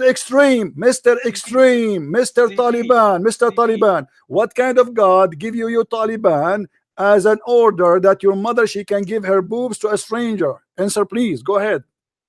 CP, like I said, you are not sticking with the narrative. You know, in the media, what did they say about Iran? What did they say? I don't care about media. I am not the media. I'm a Christian prince. Stop ignoring. You are in the corner. You are in the corner. You have no idea how to say, how to answer. What kind of God he ordered your mother to give her boobs to a stranger? Go ahead. What kind of? What did you say? What kind of mother? What kind of God? What kind of God, Abdul? I'm losing my voice screaming. Come on. What kind of God he ordered your mother or your sister or your family, female, to give their boobs? Which kind of God, or shall I say dog, tells you about stories where a prophet is having sex no problem. First of all, okay, let me answer you. You see, you are a coward. You are a coward. You are a potato. First of all, he is not a prophet. Secondly, it's not him who has sex with them. They made him drunk and they drunk with him. Secondly, the stupid book. Shut up, you idiot son of Muta. Get lost, coward donkey. He cannot answer. When the Bible speak about those are not a prophet. The women are not a prophet. Lot is not a prophet. None of them is a prophet. CP, you are a coward. You are changing the topic. If I'm the coward, why are you hanging up? If I'm the coward, because you will not answer. You will not answer. Why your God he ordered your mother to give her boobs? I want an answer, and then you can tell me about Lot. You can tell me about Lot. Why your God? Why your God he ordered? Okay. Answer. Go ahead. I'll answer. Okay. I was trying to remain respectful with you. Okay. But you try to be some clown and you try to be some entertainer. So I'm going to respond to you in the way you're talking. Try. Go ahead. Try. So why your God he ordered your mother to give her breast? You want to talk about boobs? Okay. Let me ask you. Why does your Old Testament talk about doggy styling your own daughter? No problem. We can talk about it. Finish this one first. Why does it talk Let us see if this is true. The doggy style is in your Quran, you donkey. The doggy style in your Quran. You want to show it to you? Let's talk about the doggy. Do you want me to show it to you? No, but before we go anywhere, you are trying to escape the embarrassment. Your God is a scam. What kind of God? He ordered your mother to give her boobs. Calm down, pipe down. What kind of God? He ordered your mom to give her boobs 10 times. Have a sip of tea. Calm down. I'm asking you, my friend, for the last time. I have no time to waste. You are being a kid. I'm giving you answer. Go ahead. You're asking me. I'm giving you the same thing you're asking. No, you are not. You are not. I am. You are not. You are a potato. You answer about this and we can talk about the second. We can go about the doggy style. No problem. I promise you. I promise. Honest to God. I will show you the doggy style from the Quran and I will make you ashamed. I will show you what your God and what your prophet said. Now answer about this. As long as you don't start yelling. Listen.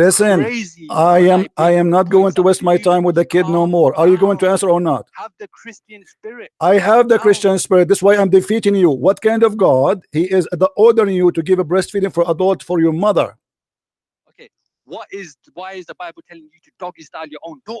We can talk. This is a lie. This is a big fat lie. This is a big fat lie. You are a donkey like your prophet. You are a donkey. You are a certified liar.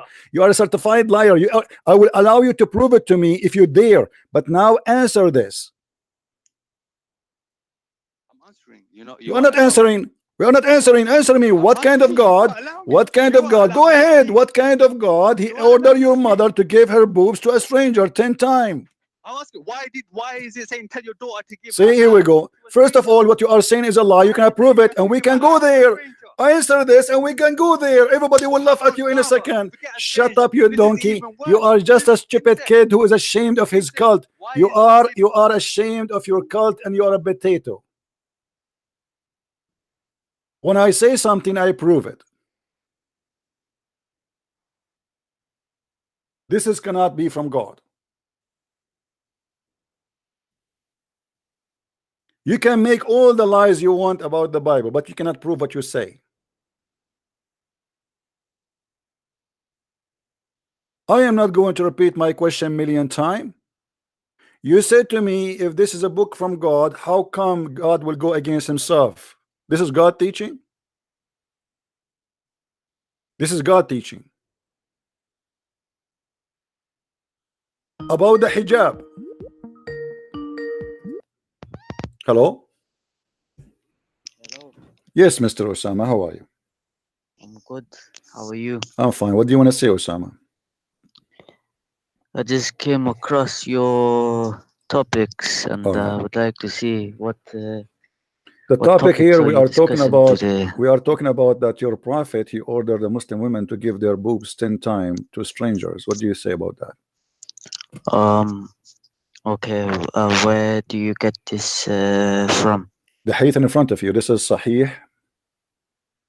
This is the Sahih hadith. Let me see. This is Sunnat Ibn Majah. The verse of stoning to I death. I don't accept those. Oh, you don't accept? What do you accept, my friend? I'm a Shia. Oh, you are a Shia. Okay. Well, let us go to the Shia then. You as a Shia, you believe that Muhammad and his family are made from light. Is that correct? Yes, this is one belief. Okay. Why you believe that Muhammad and his family are made from light, my friend? Because Allah because the Most High created them with light. He created what? The Most High created them with light due to the fact that light be upon them. I don't understand. I understand. So they are made from light. What do you mean by light? Light. You know, Allah is light, and Muhammad and his family are made from light, right? What do you mean by light? You don't know what light? Light. I don't know how to explain light for you. Allahu nuru samawati wal ard. Allah is the light of the world.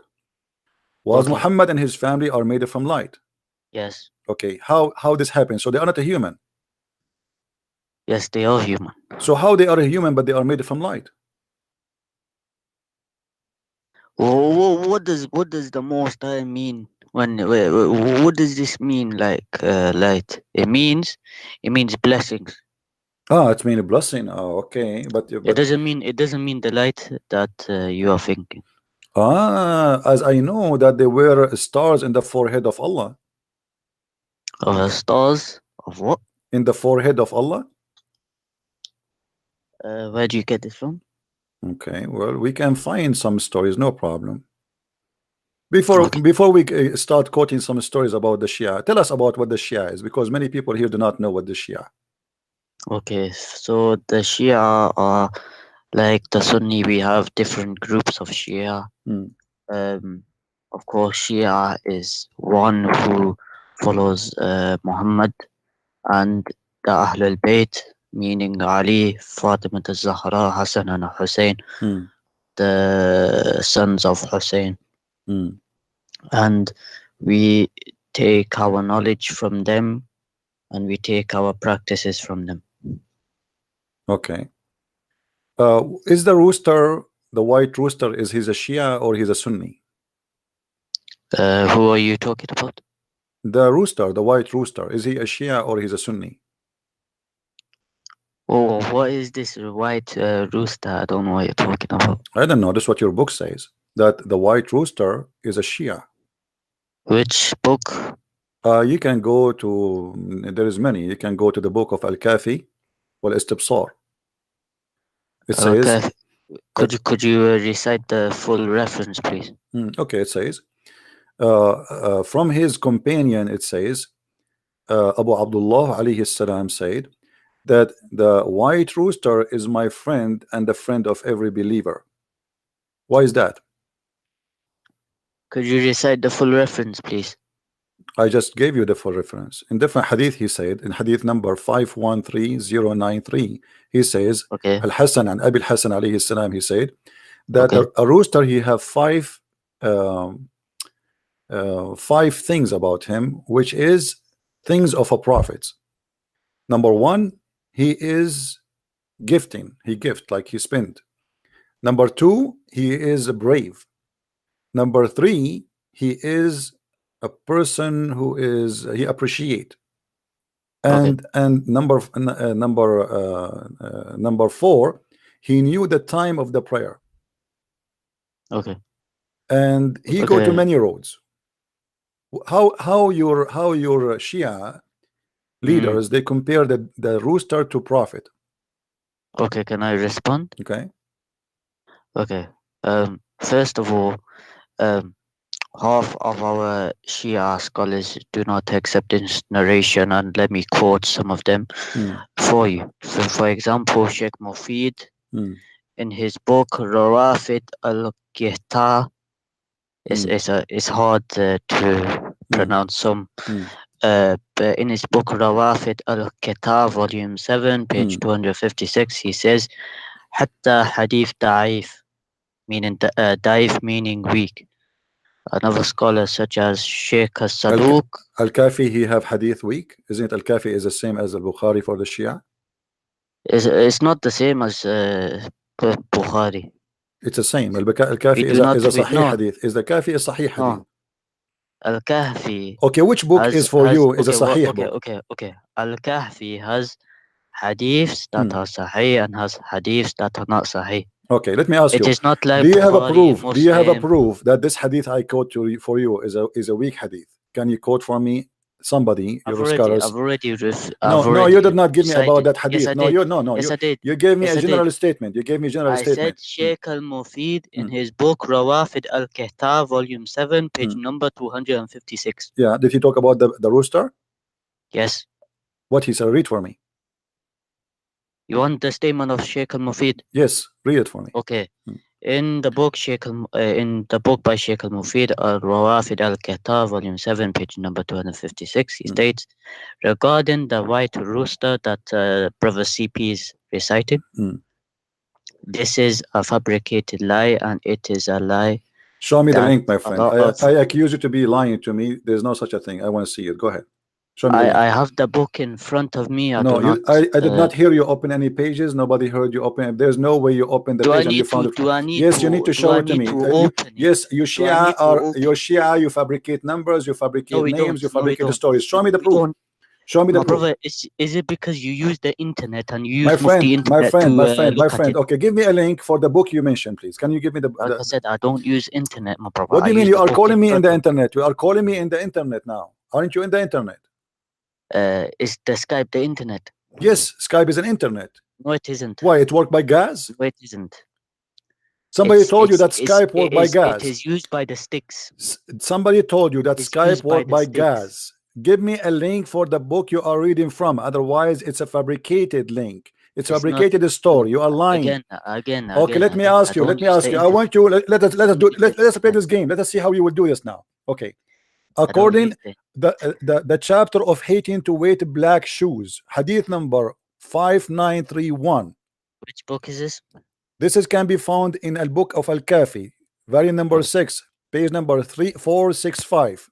It says, and it can be found in chapter 38, hadith number 3, the book of Al-Kafi, volume number 6, hadith page number 465. It says that it is not right to wear black shoes.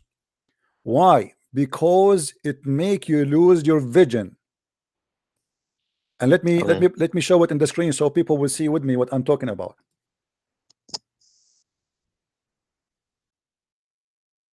Here we go. It make you lose your vision, and is going to make your penis limp and soft. Is that a sahih story, or this is a fabricated story? Give me a number now, fabricate a page, fabricate a number, and fabricate an answer. Go ahead. Fabricated. Yes, give me an answer for this. Okay, Sheikh Saduq in his book, I'm not quoting Sheikh Mufid, I'm quoting Sheikh Saduq now.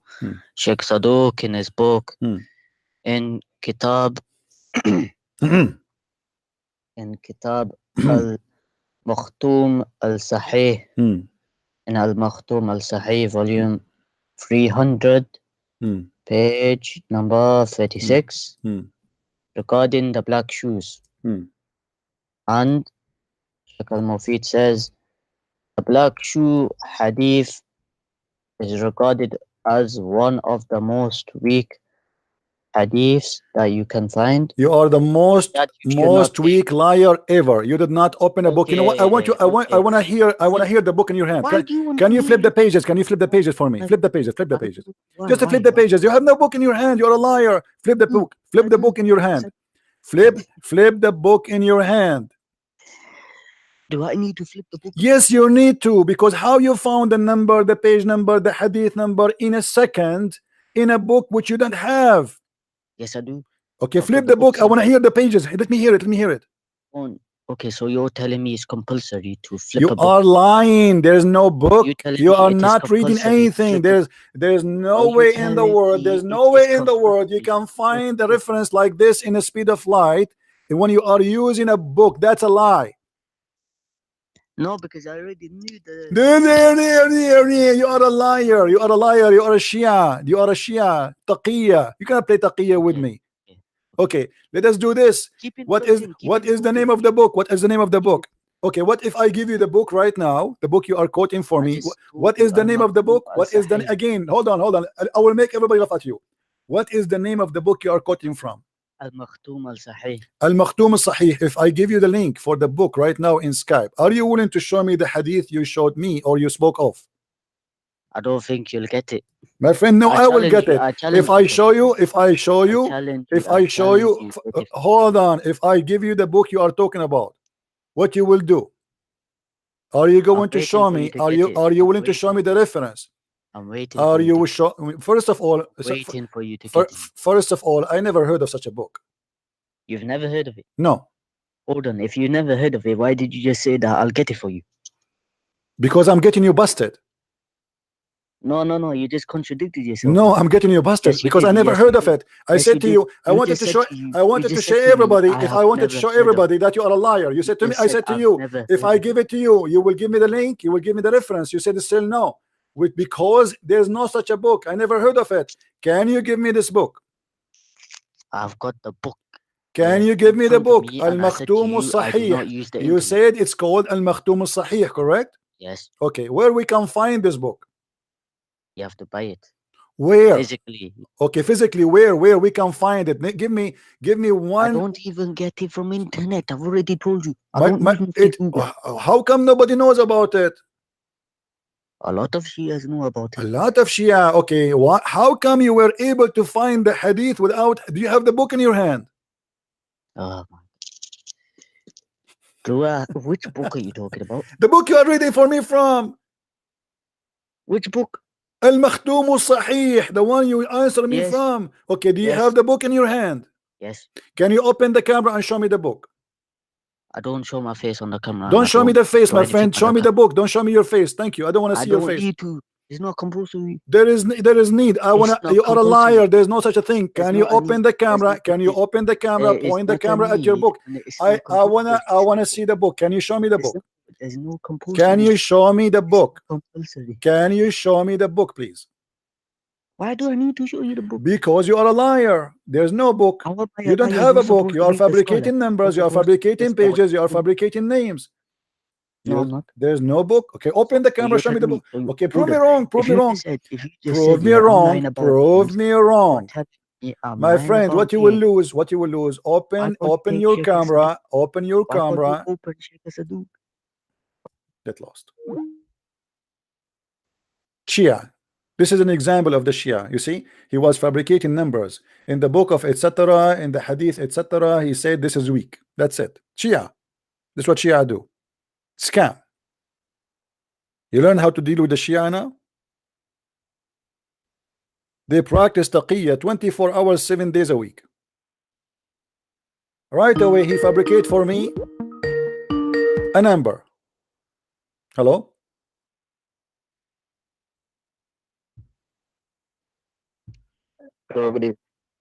Yes, my friend. Go ahead.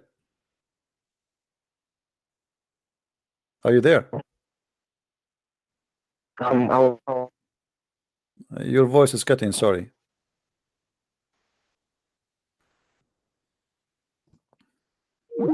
You have bad internet, my friend. Sorry, I can't take your call.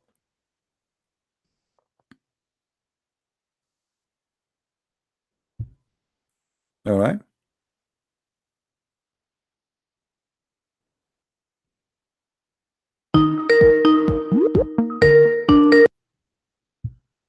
Hello? Christian Prince. Yes. You're absolutely amazing. God bless you, brother. Thank you, my friend. God is good. That's all? Well, yeah, unless you want to chat. But I don't mind. But do you see how they lie? I mean, do you see how amazing they lie? They fabricate numbers, they fabricate books, they fabricate titles, and when you hear them, you think you're like, oh, maybe he's saying the truth. You know, like, okay, you know, he's look how fast he gave me the number. Even Christian Prince cannot do that. Everyone was started laughing when he said Skype is not the internet. Skype is not the internet, but you see, it's made by sticks. He created, yeah, it's a stick. He created a number. He created a book. He created a chapter. In the book of Sahih al-Makhtoum, etc. Like, what the heck is that? Yeah. The one I'm showing you in the screen, this is the highest resource for Muslims. This is not a joke. This is the biggest Shia library in the world. I see it and I show it in the screen. So when a Muslim, always he say to you, this is what I'm trying to teach the Christian here. When a Muslim he says something to you, tell him, show me. Don't let it go. Because they assume, if you notice, the one before him is a Sunni. They are the same scam. When we get him busted in the corner, right away he start talking about the gospel, because now, oh, I need to escape. Let us talk about something else. This is very embarrassing. Let us go and fabricate lies about the Old Testament.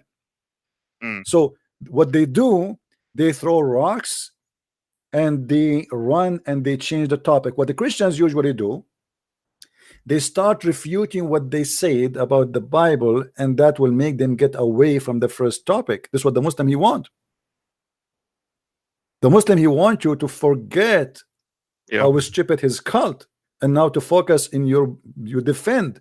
The best way to defend is to attack, according to them. So what we do, here we go.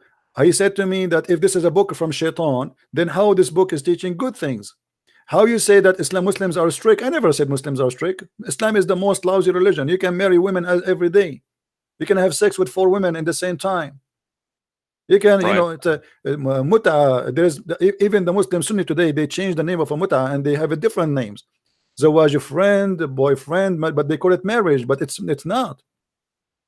So all of them. And this is my advice for the Christian. When you debate with the Muslim, don't let him get away with it. When he says something, say to him, show me. Right. All right, my friend. Anything else? I have a quick question. This may be a totally off topic, but it's related to Islam. I came across a Muslim. He claims to be Muslim. His name is Wesley Muhammad. He states that Allah is a man. And he goes to Surah 42:51 that speaks about how Allah communicates through a hijab, and that hijab is like a second Allah, like a visible, tangible Allah, and that apparently Muhammad saw Allah's young golden face. Are you familiar with this literature? Yeah, but I will prove it to you in a different way, that Allah absolutely is not a man. I mean, Allah is a joke, is a fiction story. But you know, I don't know if you saw. The Muslim, they say how God can be born, right? Yeah. How God can be born. They say the 10 reasons Jesus cannot be God, because God cannot be born. The second you say God cannot, that means he cannot be God. For Muslims, God can be stupid, but he cannot be born. Right. If we go in the Quran, in the Hadith, you will find that Muhammad, if you remember, we mentioned before, that Muhammad, he claimed that his God will come in a shape other than the one which the Muslims they knew. You saw me speaking about this story before, correct? I think so, yeah. All right. Now, if God cannot be born and Allah will come in a new shape, isn't it this is a be born again? For sure, not in the Christian meaning. When Allah is coming in a new shape, isn't it this is a newborn shape?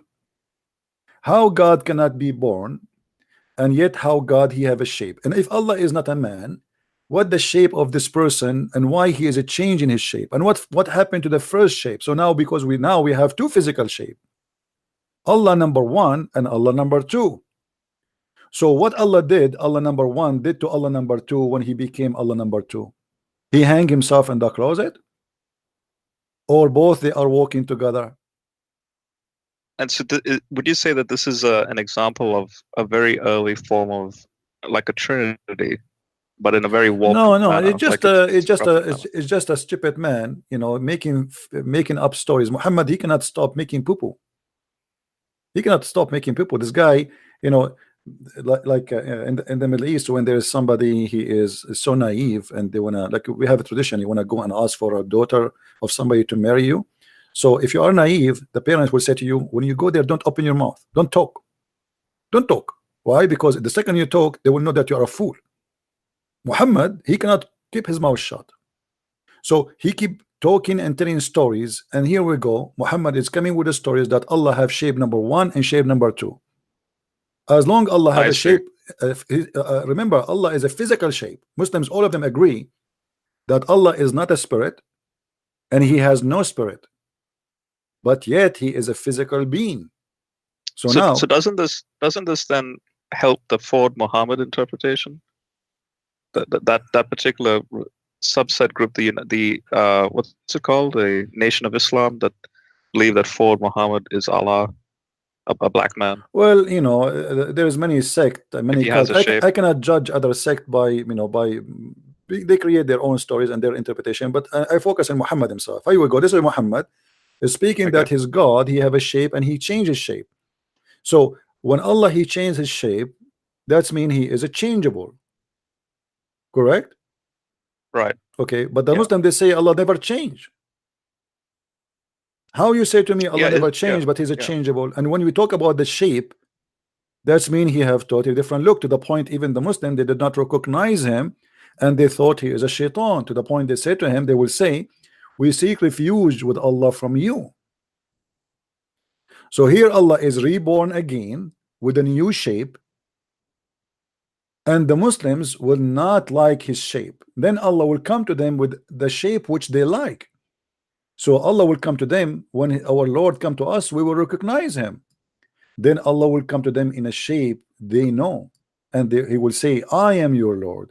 And then the Muslim, they will say, no doubt, you are our Lord. So the Muslims are shape worshipper. They are not worshiping God. He will, their God himself, just because he changed his shape, they don't follow him no more. Are you following my idea? So exactly. So then the question I would have for a Muslim is, in this life, how do you know that that's Allah's shape or not? Like what? Isn't this what they do with Jesus? Jesus, he came to them in a shape they don't like. Yeah, exactly. Yeah, that's what they did with Jesus. So here we go. Yeah. They will do the same with their God, exactly as they are doing with Jesus, because they did not like the shape of Jesus. He came in the shape of a man. How God can be a man? You know. So this is exactly what's happening. That's a brilliant way of. Yeah, that's brilliant, because then this would. Yeah, I mean, John chapter 1 is verse 14. The Logos became flesh.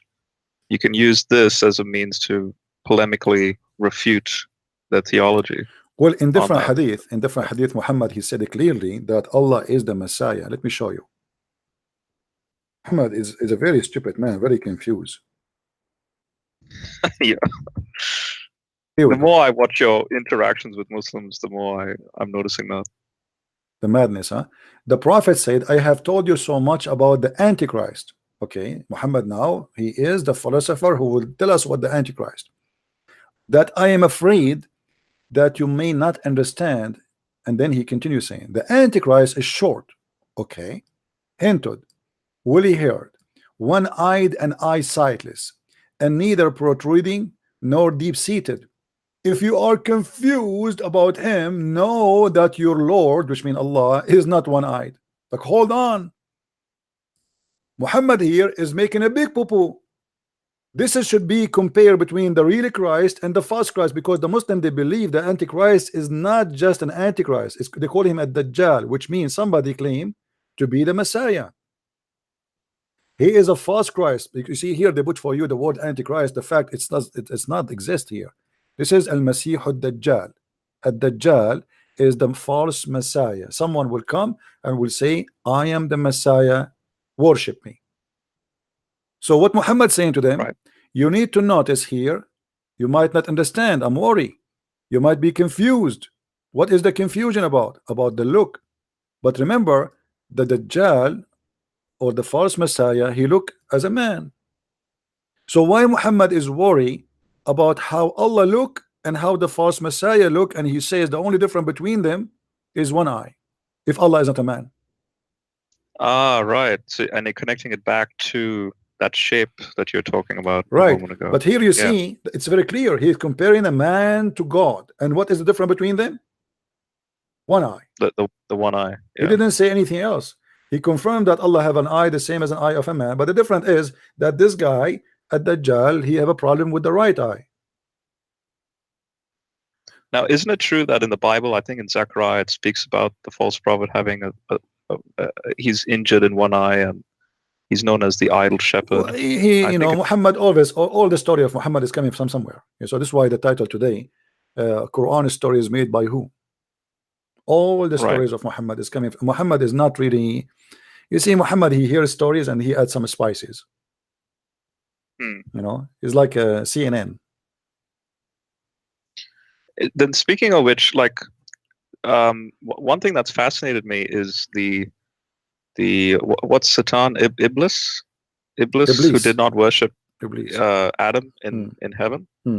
What fascinates me is why that's even wrong, because surely you should only worship Allah and not Adam. Like, why was he punished for not worshiping Adam? Well, the Muslims, they say Allah, he ordered the angels to bow down because the angels, they accuse Adam that he will commit sin. And here we see that the story here is very stupid story because Adam commits sin. Okay. I mean, you are punishing them for accusing Adam to commit sin, but he commits sin, which means they are right and Allah is wrong. So right. But I want to show you here, as you mentioned this story, I want to show you the stupidity of Allah in the Quran. You know that in the Bible it says that God, he taught Adam the names. He taught Adam the names, and Muhammad, he took that. But look what he made of it. In the Quran, the story became so funny and so stupid. Let us read together. The angels, when Allah, he told the angels,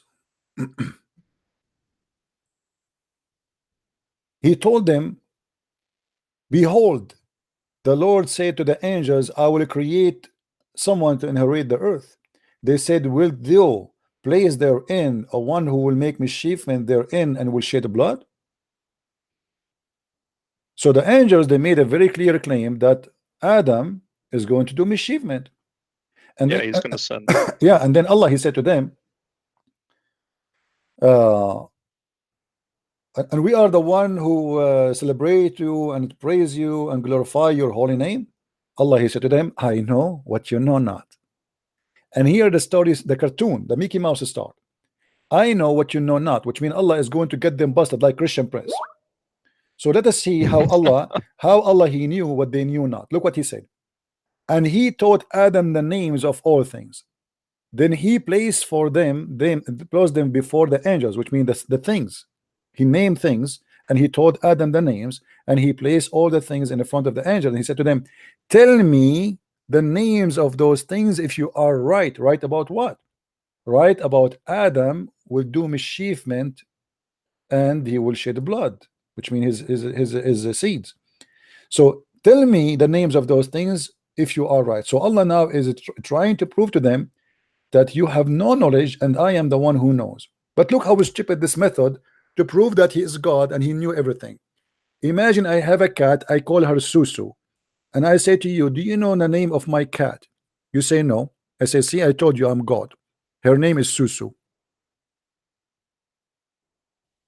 If he is the one who taught, you know what I mean? If he is the one who named the names of things, what about we do it in the opposite way? What about he said to the angels, go and name things and come back to me and ask me about what you named them? Then I will tell you. That will be amazing, correct? Yeah. But you are the one who named them, and then you ask them, tell me the name of those things, and then you say to them the names, and that to prove that you are God.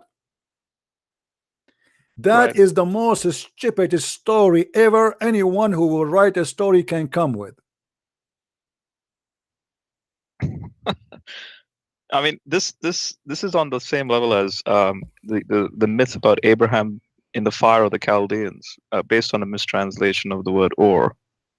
That a Hebrew scribe, not realizing it's Ugaritic, translates the Hebrew word or, which means city, to mean fire, and then that enters into the Quran, and Allah did not know the difference between Ugaritic and Hebrew or Aramaic. Allah, you know nothing. And here you notice, by the way, there's a mistake here. Allah, he says that he will send somebody to inherit the earth, but that means there's people who used to live in the earth before, and that in total agreement with the Sabian. The Sabian, they believe that there was people before who live in earth, and most likely they are angels. If you know the story of Harut and Marut, where Allah, he sent two angels to open a magical school, Hoributa. Chapter 2. This is verse 102. fascinating. I have no idea about this. Go ahead. I have no idea what this is. Allah, he decided to open a school in Iraq, in the Babylon, to open a school to teach magic. And Harry Potter, he went there, as you see. So he sent angels, and the angels Harry Potter. Yeah. Sorry, I say it. Maybe my accent is, you know, I have an accent. No. As you know. No. It's good. It's pretty much on point. It's accurate. Chapter 2, verse 102. It says that Allah, he sent two angels in the Babylon. One of his name is Harut, and one his name is Marut. And by the way, they are my cousins. And those cousins of mine, they open a school in the Babylon. Before you join the school, those angels, they will make you sign a disclaimer. They will say they neither taught anyone such a thing, which means magic, without saying we are only a trial, so don't do blasphemy. Disclaimer. Oh boy. And yet they say to us, this is the book of God. Then if we go in the details, we will find that. So what's the logic? That's only a trial. What's the logic there? Well, why did Allah do that? Muhammad, he want to explain how magic exist, you know. So okay, there is these legions. All of those are legions exist before Muhammad. There is two angels. Their name is you know. This is why you see the names are weird. They are not Arabic names, and they came in the Babylon tower, because the Babylon is the elevator of God. So Allah, he sent them in the Babylon, and you know, when they were sent down, they open a school, because Allah, he sent them for that school. But in the same time, to teach them about the Babylon story, but at the same time to punish them. Yeah, but look, no, there's two stories here. This is the Quran. Okay. The Quran is a plain story. It doesn't go in details. But if you go in other books, they will say that Harut and Marut, you see, if you go in the verse which we spoke about before, where the angels, they say to Allah, are you going in chapter you know, we'll talk about, are you going to create someone who will inherit the earth? So they said to him, and he was going to do mischievement. In this story here, supposedly the angels, when they challenge Allah, he said to them, okay, I want you to send me to choose two of your best, and from those two I'm going to send to earth, and I will strip them from the power of angels, which means they will not be you know, I will give them desire like a human being, desire for sex, desire for food, you know. So right. So they choose two angels, and they are Harut and Marut. And then Harut and Marut, when Allah, he sent them down, a woman who is very beautiful came to them. Her name is Al-Zuhra, which means Venus. Here you can tell where this story coming from. Like a pre-Islamic astrology. Correct. So right. Al-Zuhra is Venus, and Venus came to them, and she is very beautiful, so they could not resist her beauty, and you know, they asked her to sleep with them. So when they asked her to sleep with them, she said, if you do things for me, I will try to find you the story, so show it in the screen. If you want to sleep with me, you have to do three things. Number one, you have to kill a child. Number two, you have to drink wine. Number three, you have to deny Allah that is God. In the same time, she asked them to give her the password to go to heaven. So to make the story simple, Az-Zuhra, she was able to sleep with the two angels, have sex with them, and they gave her the password to heaven. But when she went up to heaven, the news came to Allah, and Allah cursed her, and He made her Venus. Oh my gosh. Yeah. And if any Muslim here, he don't believe in what we are saying, we can show you the reference. You know, I can find it. Is this chronologically? Is this before the creation of Adam? Like, when's the timeline of these events in there's no the universe's history? Obviously, like there's no time evident for this. Is fiction, but obviously this has happened before mankind is created, supposedly.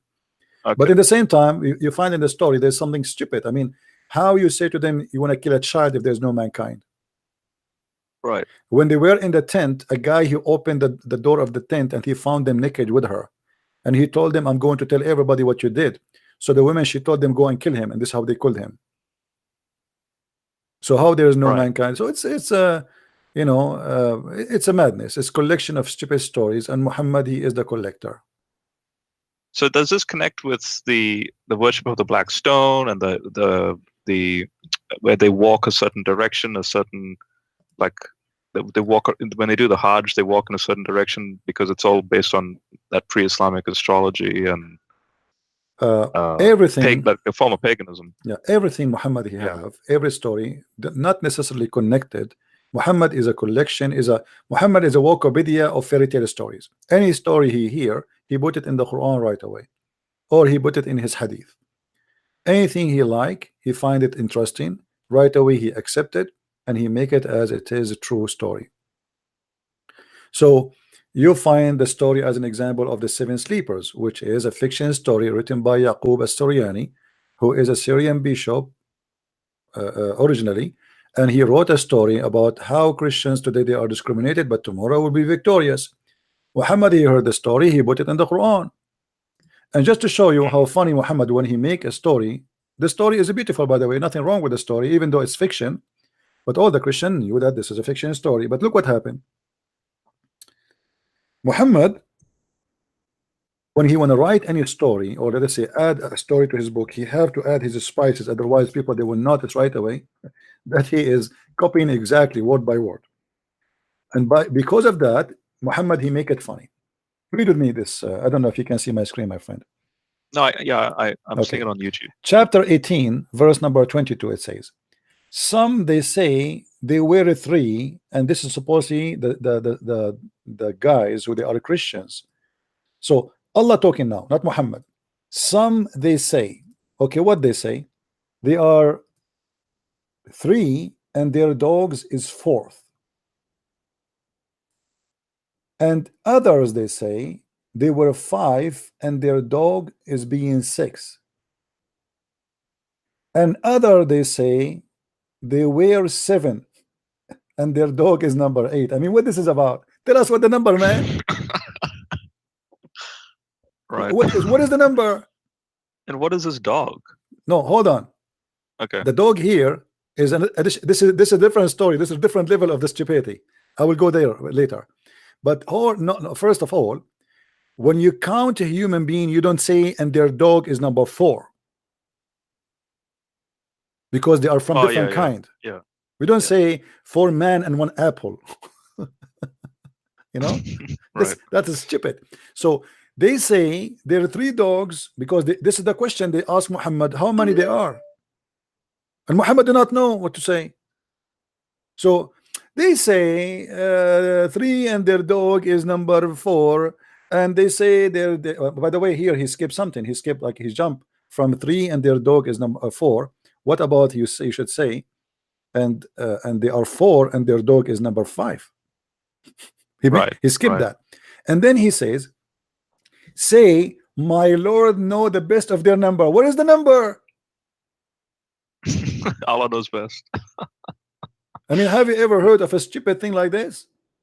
Now, if we go here to the Arabic text, in Arabic it says, سيقولون ثلاثة رابعهم كلبهم. This is the word dog supposedly, but the original word is not كلبهم, it is كالئهم, which mean their protector. protector. Ah, interesting. The Christian story, the fiction Christian story, is saying that God, he provided them with an angel who he blocked the cave door so the army cannot get close. And that makes sense. I mean, a dog is going to protect will fight an army. I mean, right. One dog, a king is sending an army to kill those Christians, and then a dog, he's standing in front of the cave and he make the army run away. That would be a joke. So the dog box. Yeah, Muhammad, he is copying the story, but he mixed up between kalbahum and kali'ahum.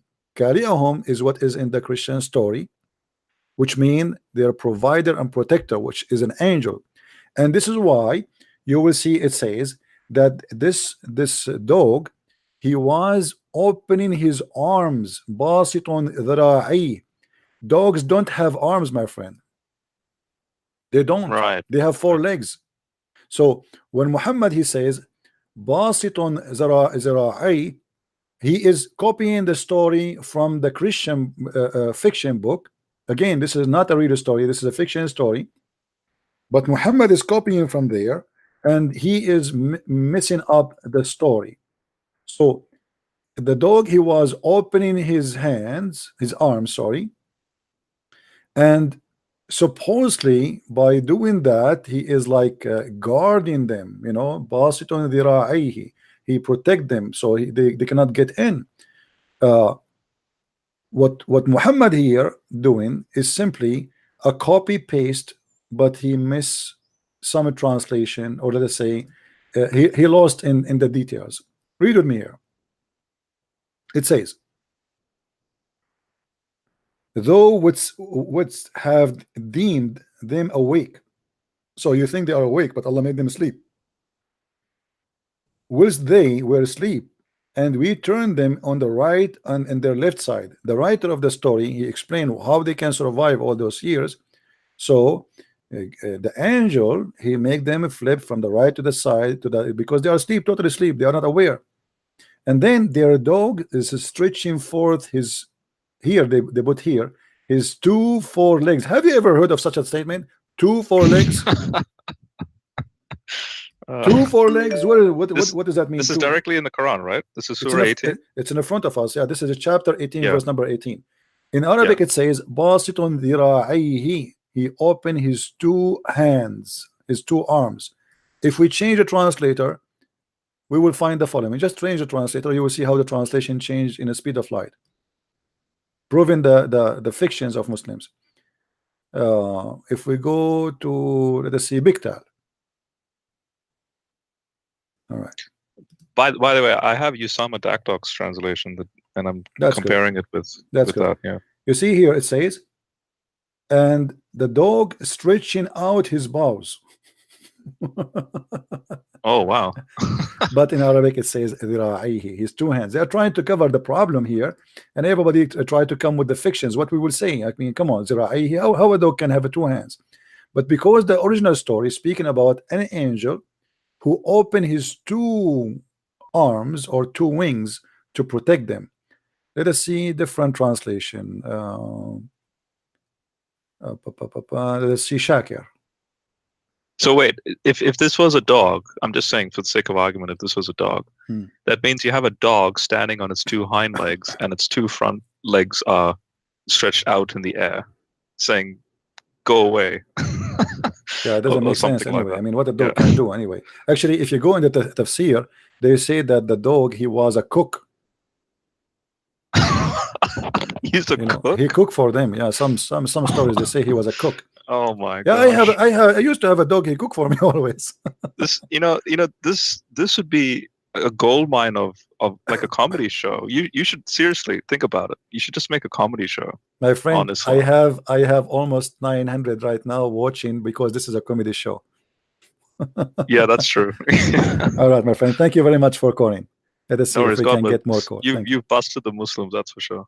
Thank you, my friend. Take care. Take care. You know, when you speak to Muslims, you have to play their game. They don't debate. They are gamers. They are just gamers. They will never answer a question. The second you hit hard, straight away they will jump speak about the Old Testament. Do you know that Lut, his daughter, they had sex with him? Okay, and how you say that the Jews corrupted their book, but they did not burn that pages? They can burn it as long as those people corrupted their book. And what this have to do with God anyway? If I do such a thing,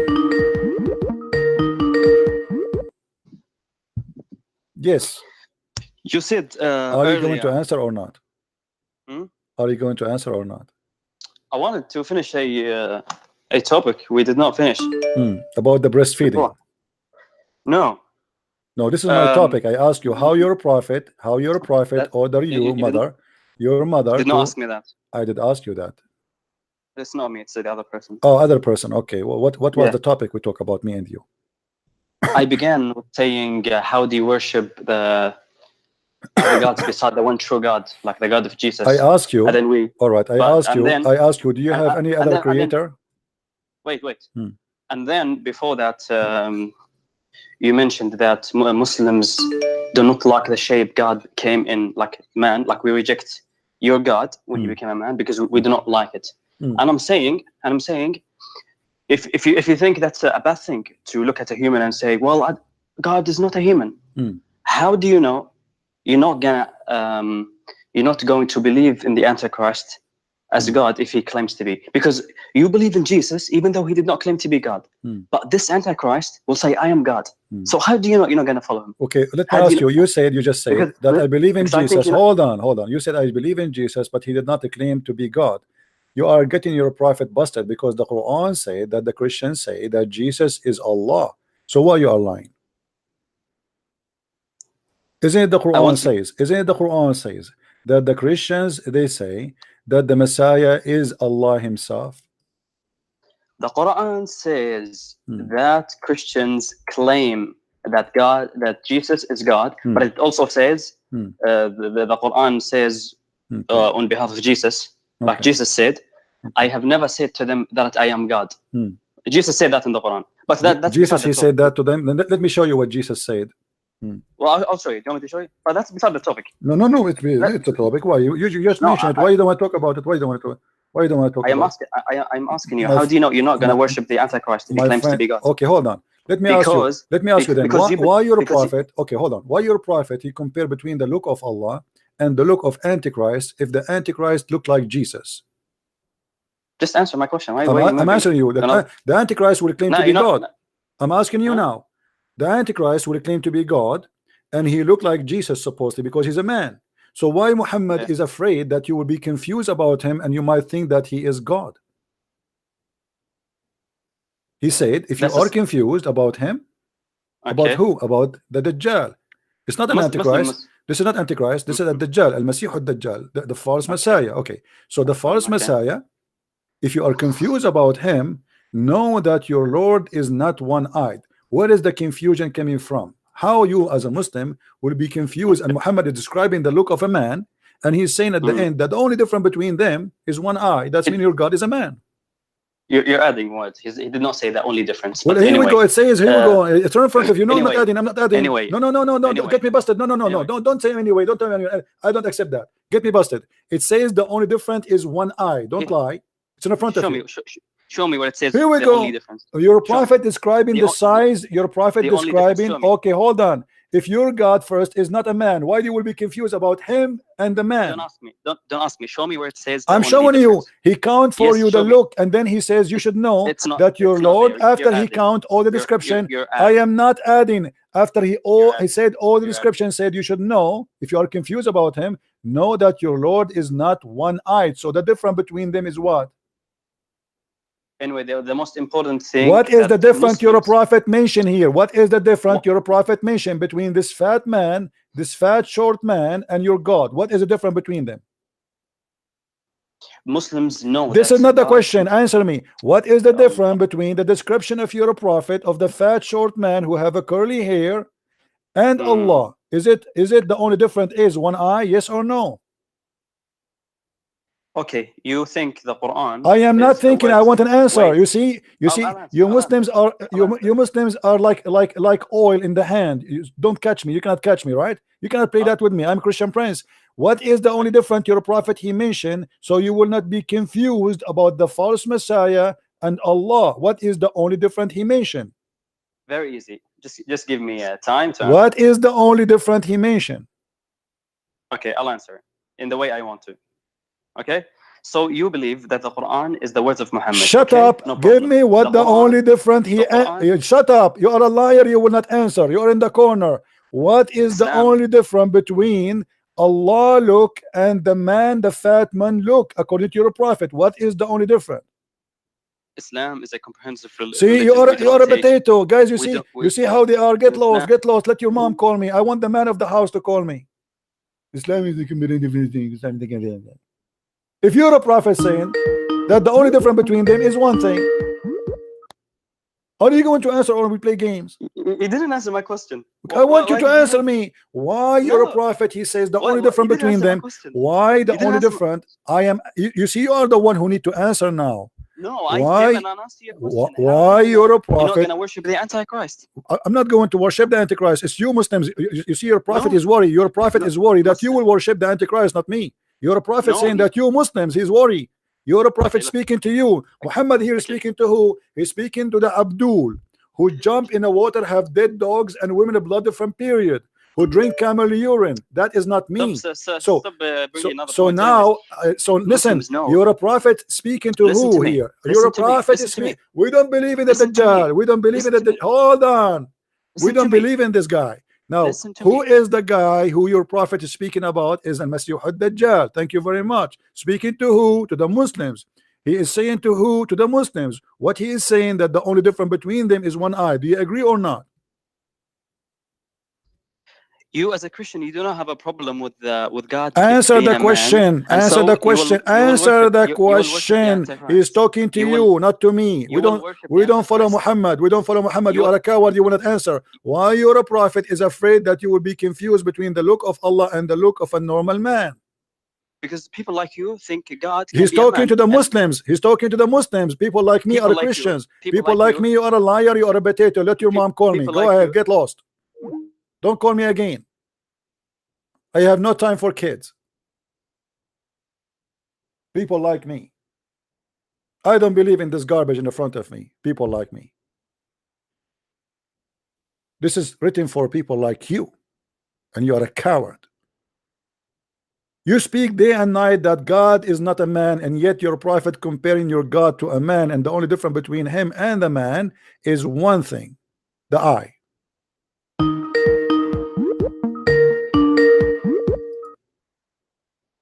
Yes, my friend. CB. Yes. There's one thing I want to tell you. I'm sure that you can't debate. There's a certain one. There's a person that you cannot debate, and it's you yourself, CP. You are very good, CP. You are saying I cannot debate someone? His name is CP. I cannot debate myself. You mean? You can't debate yourself, CP. Right, I will lose. I know. I understand. Yeah, because I'm scared. Because how? Yeah, you lose. Yeah, thank you, my friend. Yeah. So I want the audience to know that there's one person that you cannot debate, and that person is yourself, CP. So we are just hoping that you do more good and more work. I say that I'm just joking. The only one nobody can debate with, nobody can argue with is God. I am no one, my friend. I'm servant of God, trying my best. Thank you very much for calling. Thank you. Anything else? All right. Thank you. Okay, take care. This is a very stupid cult, and here you Christians should learn how the Muslims they change the topic in a second. How you worship Jesus? Jesus never said I am God. The whole Bible is saying Jesus is God. Jesus, when they asked him to show us the Father, God, he said, I am with you. All this time and you did not recognize me. I am with you. They are not asking him if you are with us or not. They are asking him, show us God. And he said, the one who saw me, he saw the Father. Where Jesus says, I am God. What a liar. Muslims are copy paste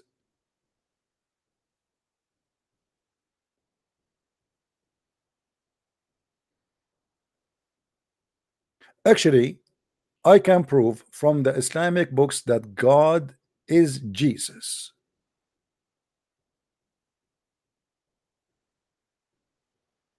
Without even using a single verse from the Bible.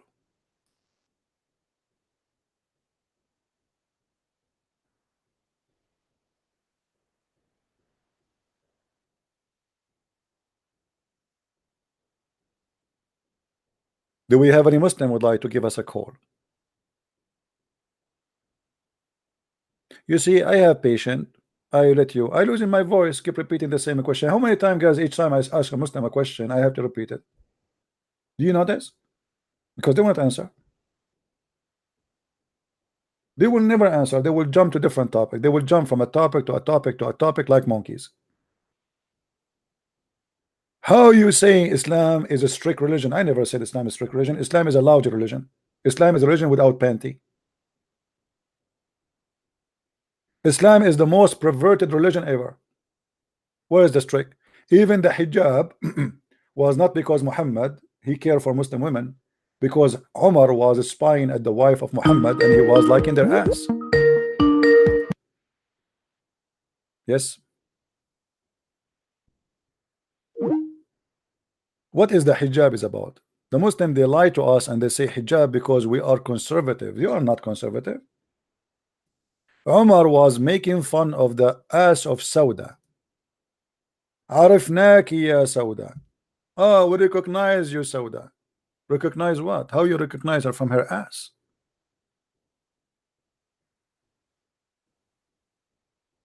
And this is why Umar he said, Allah he sent the Quran as I said. As I said. What you said.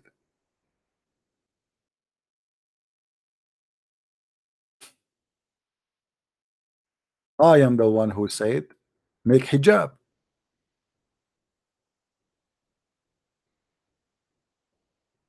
I am the one who said make the Kaaba the worship place. Omar said, and look here, by the way, the first translation of the Muslim, this is why I say be careful when Muslim translate. He says here, I agreed with Allah in 3 things, but in Arabic it says wafaqani rabbi fi thalath. My Lord agreed with me in 3 things. My Lord. I said, oh Allah, would you that take the station of Abraham as a place of prayer? Allah he agreed. He took as Omar he said, he put it in the Quran. He give it to Muhammad right away. I said that people before they enter to the house of Muhammad, they have to ask for permission, and the mother of the believers, they have to cover themselves. Allah he sent the verses as I said. Muhammad told by Omar, and Omar told the wife of Muhammad, if you don't behave, Allah will divorce you and replace you. Hello? Hello. Yes, my friend Abdul Rahim. How are you? Abdul Rahman. I'm fine. And you? I'm all right. What do you want to say to us, Abdul Rahman? Well, I've been following you for quite a while, so yeah, I thought let's call you once. Did you decide to leave Islam or not yet, my friend? Not yet, actually. Okay. What do you think about this hadith in front of us, that Allah he agreed with Umar? How God he agreed with Umar?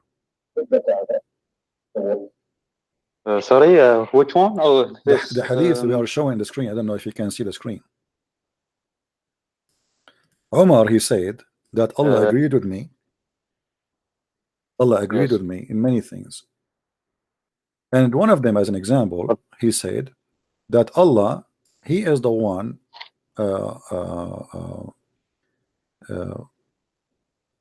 you know, took from me to make the Kaaba a place of worship. I said, oh Messenger of Allah, read the hadith with me. I said, oh Allah Messenger, Why do not take the maqam of Ibrahim a place of a prayer? Then the following verse revealed, and take your people to maqam of Ibrahim as a place of prayer, exactly as Umar he said. Why Umar he says something right away? Umar word became Quran. Who is Umar? He's a prophet. Actually, I'm a Shia. Oh, you are a Shia Muslim. Well, the Shia, no problem. Yes. We can go to the Shia. The Shia, they have a lot of funny stories too. Do you want me to share some stories about the Shia with you? What do you think about the Shia belief? Well, I'm actually confused lately about it. I am born in Europe, and especially lately, I've had many doubts about the belief. But the problem is that the Shia, I can't find much in English. I don't speak good Arabic, so yeah. But you know, but at the end of the day, you have to take the Quran at least, right? And the Quran is still is a stupid book. It doesn't matter if you are a Shia or a Sunni.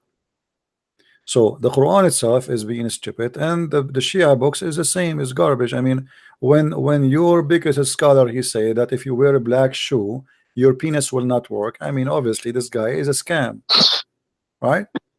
What? If you wear a black shoe, your penis, you will lose vision. I don't know how good is your vision. How good your vision? Do you wear glasses? Yes. Oh, see, I think you are wearing black shoes then. Are you wearing black shoes, my friend? Well, I have many shoes actually. Oh, you are a rich guy, not like me. For me, I wear only black shoes. So, and this is what happened to me exactly as in the hadith.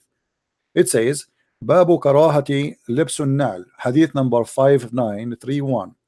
He said, عن أبي عبد الله عليه السلام أنه نظر إلى بعض أصحابه وعليه نعل سوداء.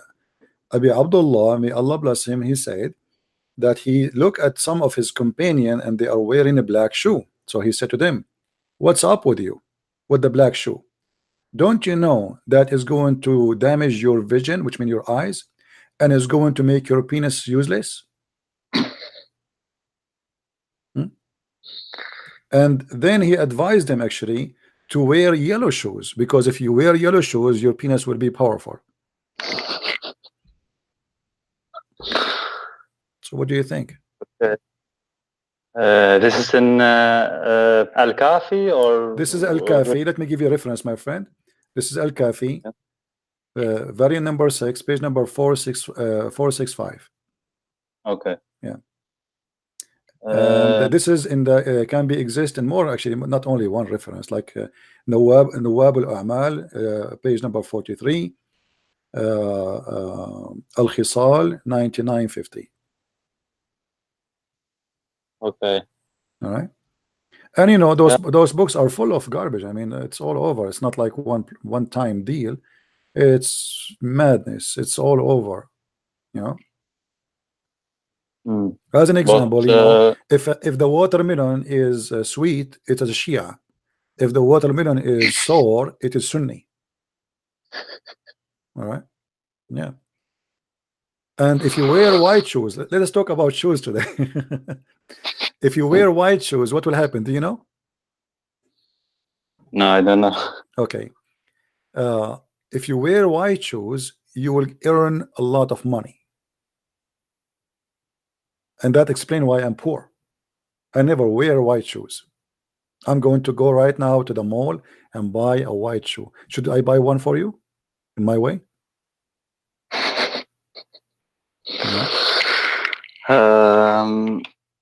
Yeah.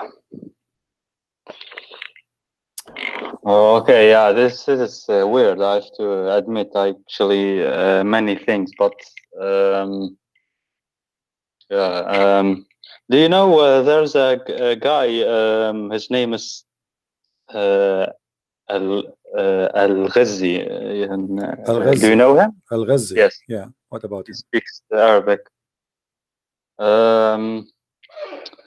He's have you actually listened to him? Or oh, you mean this is guy in YouTube? I know somebody from history. His name is Ghazi. This is a different person. Okay, all right. I know this new guy. No, he has, I never heard of him. Okay, no. Oh, you have never heard of him. So the thing what confused me is that he claims that Shia even they have go astray the last centuries, maybe even the last 1,000 years. So he claims that the Shia scholars nowadays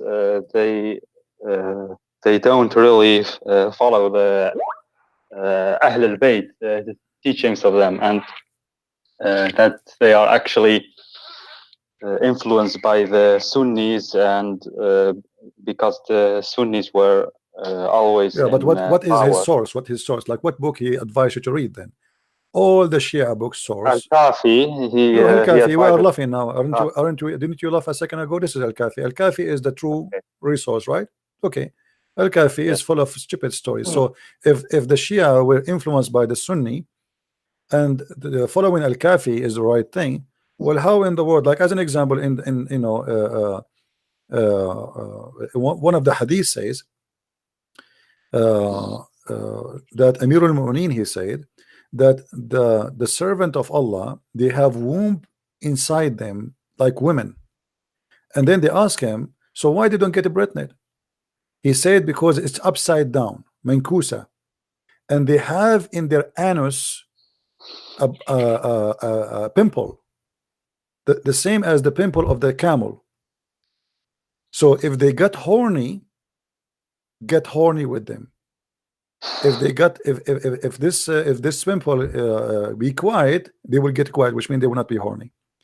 So this guy is saying to you, oh, you are deceived because you follow the Sunni. They are not following the Sunni, they are following the Shia. This is the all those are the hadith of your leaders.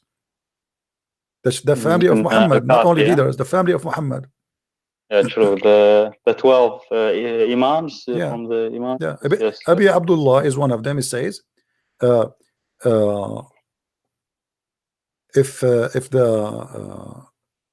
the human being, if your child,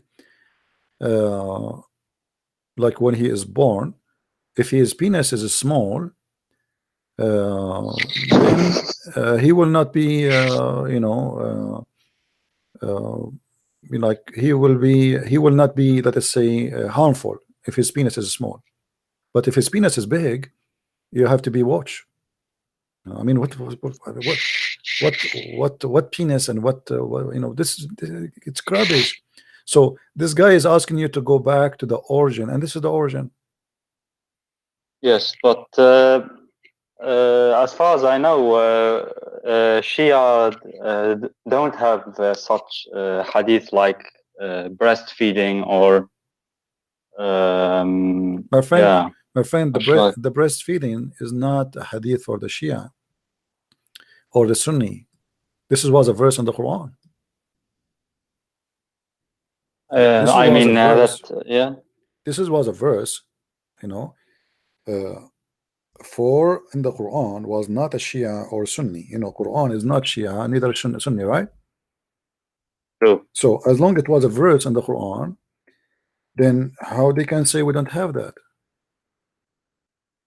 Well, because the hadith that tells us about this Sahih al-Bukhari, right? No, okay, we can find you something equal. We can find you something equal from different book. As an example, if you go in the book, it's called Wasa'il al-Shia, hadith number 259441. It says, I don't know that book. What is that? Wasa'il al-Shia. Let me see if I can get you. Hold on, let me search for it and get you the reference. Put it in the screen. Give me a second.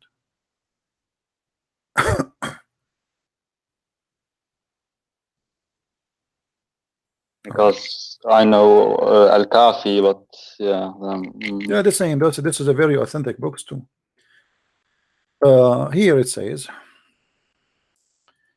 oh, I found this website, but anyway, the guy he is speaking that when he was debating with the Sunni, they spoke about breastfeeding for adult. Let me see if I can find you. I want something else. Hold on. I want the reference right away, not here.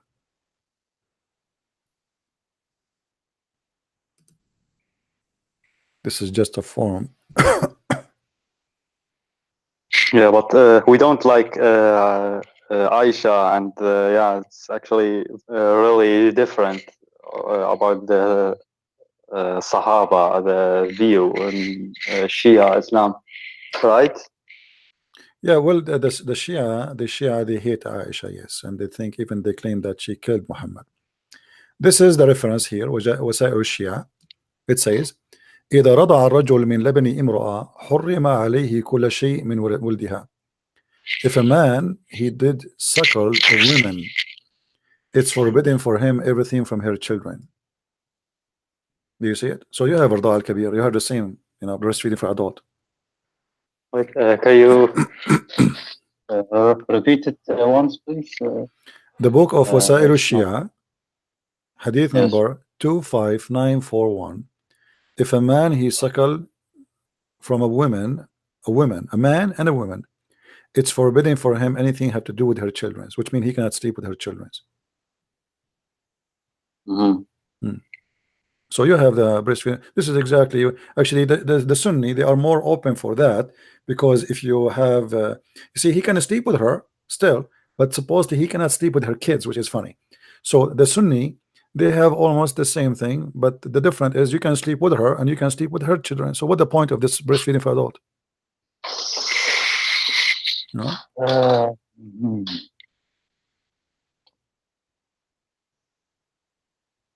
Okay, but yeah, same time the Quran forbid Muslims to do what they call it, adoption, correct? Okay, we forbid them to do adoption, but we allow you to do adoption by breastfeeding. Because the Quran confirm if you do breastfeeding not only for adult, like the adult, you can have sex with the adult even if you do breastfeeding, but if you do breastfeeding for a child, then that child became like your son. So how that can happen? How we forbid adoption, and then we say that if a baby, he did the breastfeeding for a woman, he became like her son. What is the connection? I don't know.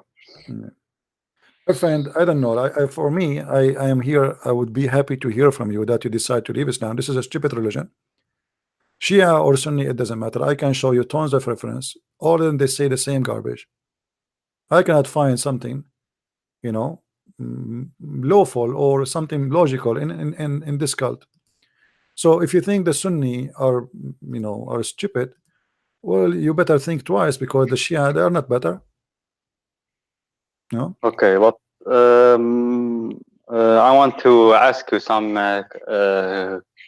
questions since you speak Arabic well, and you have studied also Shia sources, I guess. So what I've actually heard all my life is that I don't know how to call them in English. They say nawasib.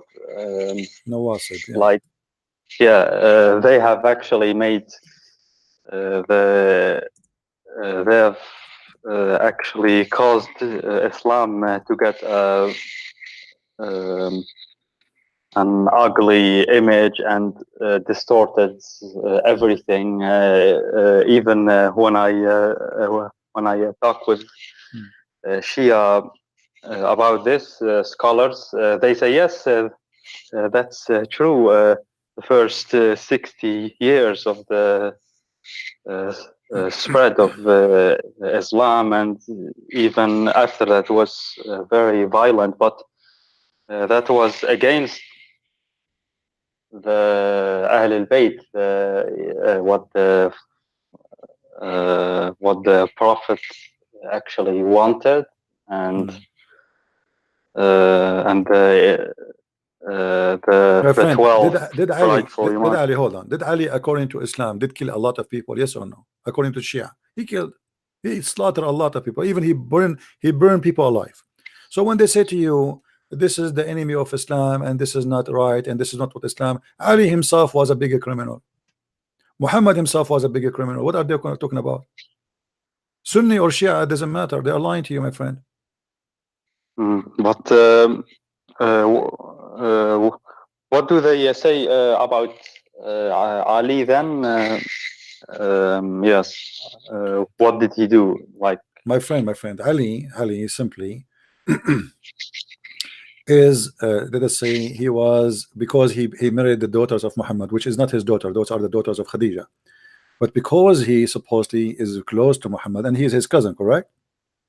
Wait, he married Fatima, that's the daughter of Muhammad. Yes, but this is not his daughter. Muhammad don't have daughter, never have daughters. This is a lie. Muhammad, he cannot have kids. This is why there was a guy making fun of him that he cannot have kids. You see, the Muslim, when they say that Muhammad, he have a children. You mean that? Right. When they say right. Yes. Okay. Yeah. So the man, he was making fun of him because he cannot have children, and based on that, Allah, he made a verse which is very funny, which does not make sense, and God should not say such a thing. If you read together, in the name of Allah, the beneficent, the merciful, this is not in the verse, Muslim added, which means the whole verse is the whole chapter is 3 verses, which is one of the most funny. Surely you have given the Kawthar. What is the Kawthar? The Kawthar is a river which is very pure white. Okay, what does this have to do? Why I'm saying to Muhammad, I give you the Kawthar, if it's a river? What does this have to do with the guy accusing Muhammad that his penis is not working? فَصَلِّ لَرَبَّكَ وَانْحَرْ, therefore pray to your Lord. Okay, what does that mean? And sacrifice. And then he says, surely your enemy is the one who shall have without be prosperity. But the guy, he have many kids. But the fact, it did not say even he will not have without children. He says he is the abtar, he is the one who don't have a penis. The Muslim, they say that abtar here is about not having kids. Okay, why Allah don't make Muhammad have kids to prove this guy wrong? Instead of making a statement, he is the one who will have no kids, but later we find that Muhammad have no kids. You know what I mean? But okay, if you are calling me, my friend, if you are calling me and making fun of me because I don't have kids and I am a prophet of God, and God decide to defend me, who is the one defending Muhammad here? Allah, supports it, right? Okay, what is the benefit of saying he is the one who will be cut off? What about making Muhammad having children, so to prove to them that he will go, God can give him children? You know what I mean? Make it happen. What the point is like two women, they are fighting, one of them saying, oh, your husband, he cannot have sex, this is why you cannot get a pregnant. The other one, she says, it is your husband, he cannot have sex and you will not have babies. This is God talking like this. If God is talking, he should say, okay, let me show you. Here we go, Muhammad, your wife, he have 13 wives, he could not make one of them pregnant.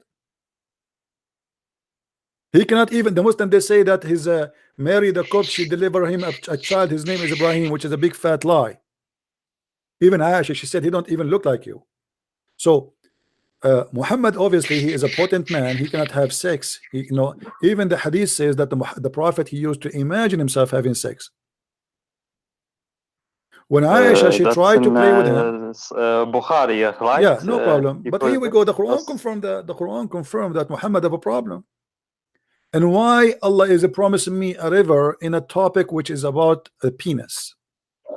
Why? Because this Al-Kawthar is a river, must be a river of a sperm. This is why it's very white like milk. So Muhammad here is saying that Allah, he promised me that my penis will work in heaven, not here. All right. But if God is talking, he should make Muhammad have babies. Here we go, Abraham, his wife, she was old. And there's no way she can get a pregnant. And she gave up. God, he made Abraham wife get a pregnant. Why Allah cannot make Muhammad do the same to Muhammad? If people are making fun of him, and now he's not even deaf, he heard, and he decided to defend him. So what's the point of saying surely he is the one who will have no children? It's a stupid conversation. Yeah. Actually, about that surah, what I know, I don't know if it is true, but they say that the meaning of Al-Kawthar is the daughter of Muhammad, Fatima. This is Shia interpretation. Shia. They come. What I have heard, but I haven't verified it, or yeah. Yeah, you see, and this is one of the stupid things in Islam. Everyone, here we go. One he think it's a river, and one he think it's a daughter, and there's a huge difference. Same time, surely we have given you Al-Kawthar, okay? So the guy is saying to him, you will not have a children's, and if the Shia confirm that we gave you Al-Kawthar, that's mean the guy who accusing him is not making an accurate statement, because he have Al-Kawthar and this is a daughter, right? But this is not an answer really. Al-Kawthar never been a name of daughter of Muhammad. He can say we give you Fatima, correct? Yeah, that's true. Actually, there are many verses in the Quran. This one means Ali, the other Hassan, Hussein, and yeah, they fabricate things. They fabricate meaning. I always think, why could God not mention it explicitly, like Ali or Hassan Hussein, if they are the center of my friend, Shia they decide, Shia they are the same as the Muslim. Both of them, they worship Muhammad and his family, but everyone he have his own way. The Shia, they focus in the whole family. The Sunni, they focus in Muhammad, but it's the same madness. Both they believe that Muhammad is above mankind, to the point that Allah, he wrote the name of Muhammad. The Shia, they say they wrote even the name of Ali. Correct? That's true. The Sunni, they say, if not you, Muhammad, Allah never created all mankind. So the whole creation of the world is created because of Muhammad. The Shia, they have the same. If not Ali and Fatima and Muhammad and Hassan and Hussein, Allah created nothing in this world. Right? Right, yes. You know the story of an angel, his name is Futros? No. Okay. I'm not saying it to make fun of you because you're a Shia. Don't be offended, okay? Actually, before you continue, I don't know what I am. Why you don't say I am out of Islam, man? Just say it to me. Come on, be a man. You are a man. You are smarter than this. Just say I am out of this cult. To be honest, I want to be 100% sure, like my friend, what is more than 100% that all the fabrication you see in front of you? What kind of 100% that God do not remember which one he created first, the trees or the stars? What kind of God? He says women, they have a sperm coming from their ribs, and all of us, we knew women, they have no sperm. I mean, what more you want?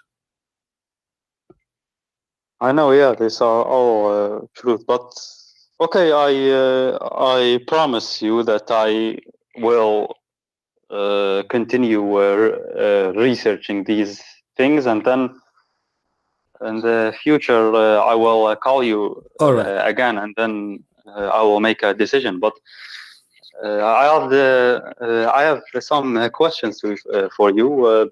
All right. There's a guy, his name is Hamid Abdel Samad. You know him? Yeah, I saw once a video of him. Right, he's from Germany. Yeah. In Germany. I watched some of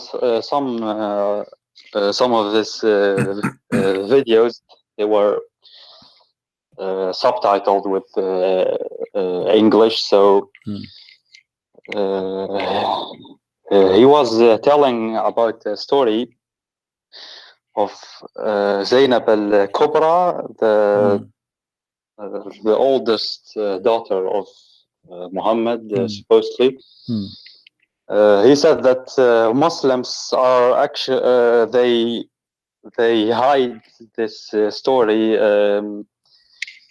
So what he says is that she actually didn't believe in the prophecy of Muhammad in his prophethood. She didn't become a Muslim, and that her husband didn't want to convert to Islam. And it's a long story, he told, but I couldn't find it like the way he told it. So I just wanted to ask you: is it true that that this Zainab, that she? Well, you know, the resource, he's not lying, because if you, I did not watch his video, but if you go and check the reference, you will see, yes, she did not, you know, obviously she did not. This is why they don't mention her. Why we don't see people talking about her much? Why her name disappeared? What happened to her? You know, that's actually what Hamid was saying. But do we know the reference for this story that that she didn't accept the prophethood of Muhammad? Yeah, like there is many reference, actually. There's many reference about that. But let me see if I can find you something about it.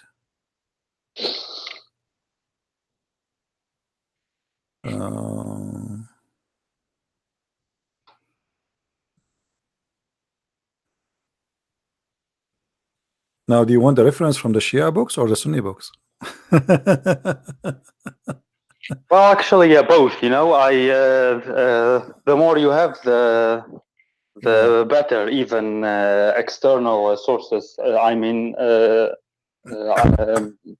I have to do a full investigation, like not only listen to this Shia guy or that Sunni guy, like everything, even outside, you know. So yeah, I mean, if you have both, then that is better. Well, you know, obviously, isn't it Abu al-As? He was fighting Muhammad, and she was staying with her husband. So if she don't believe, if she believe he is a prophet, why she stay with the man who is fighting her, you know, Muhammad? You know what I mean? Yes. So obviously, like, you know, if you are fighting, or like, I am a Christian and I have a wife, she is a Muslim, and now we are the crusade and you are the Muslims, and we are saying Muhammad is false, and you're my wife, she stay with me and support me. Obviously she don't believe in Muhammad. Yes, so you can, that's so you can, right? So you can go and read any reference about she being married to this man who is fighting Muhammad, and that will be confirming to us that she is not a believer. Yes, that was actually what I could find on Wikipedia, but explicitly mentioning him, I mean her, not accepting the prophethood of Muhammad, I didn't see that. But okay, yeah, that's actually a good statement. If she supported her husband, and if she stayed with him, and he didn't want to, didn't want to become a Muslim, that actually, yeah. Why a woman? Why a woman she will stay? Why a woman she will stay with a man who is fighting a prophet of God? Forget about she is being a daughter or being a cousin or being anything. If I am a Christian and I believe in Jesus, and you know, and I have a woman, let us say, or let us say a Christian woman, she married a man, he want to kill all the Christians. Why she want to stay with him unless she is converted to his cult, his religion, correct? Especially she's free to leave. She's free to leave. You know, she can go. Nobody can. She can escape. She can take a donkey, a horse, and she can run. So why she is staying with the man who hate her father or he hate Muhammad very much? That doesn't make sense. So any reference you find about her staying with her husband, you will find that this story confirm what this guy in the show he was saying to you. You know. Okay, this is found in Sirat Rasulullah, or which book? Most of the reference coming from the Siras, you know, but there is many reference not only in the Sirah. There's many. What is that, Sunni or Shia? The Sirah, by the way, the Rasulullah. Sirah, it was not meant to be Sunni or Shia, because both of them they quote from the Sirah. The Sunni and the Shia they quote from the Sirah. Okay, but do you know there's a book called Kitab Sulaim ibn Qais? What about it? Have you heard about it? Sulaim ibn what? Sulaim ibn Qais. Sulaim. The name of the book is what? Kitab Sulaim ibn Qais. Oh, this is the name of the book. That's the name of the book. Yes. Okay. Well, I know the book. This is the Al-Hilali. I think you are not quoting the whole name. Sulaim ibn Qais al-Hilali, correct? Wait. Let's search it. Sulaim ibn. You know, I don't know. Yes. Yeah, the one I know. The one I know is Salim ibn Qais al-Hilali, not Salim ibn Qais. Okay, yeah. Sulaim ibn Qais al-Hilali al-Amiri. Yeah. Well, you know, they can keep giving you names to the end. Yeah. What about him? Have you read his book? Not all of it, because you see, for me, I'm not sure if I did read the whole book before a long time ago. I'm not sure reading. I cannot read it, but he spoke about the Camel War, about the War of Siffin. You know, like what happened during his time with Imam al-Hassan, right? As I remember.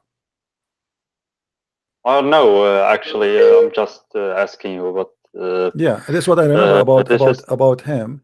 What I remember about him, that he is, you know, like in that book, there's a collection of information about the war of the Harb al-Jamal between Aisha and Ali. Is that correct? I know this. He went all the way. He went all the way to Al-Basra, correct? He went to Al-Basra. He went to I don't know this. To Al-Basra. But yeah. To go to join the war, which is the war is called the Camel. Is that correct? Yeah, but I don't really remember much about his book, because I don't think his book is too much important. What about it? I don't know.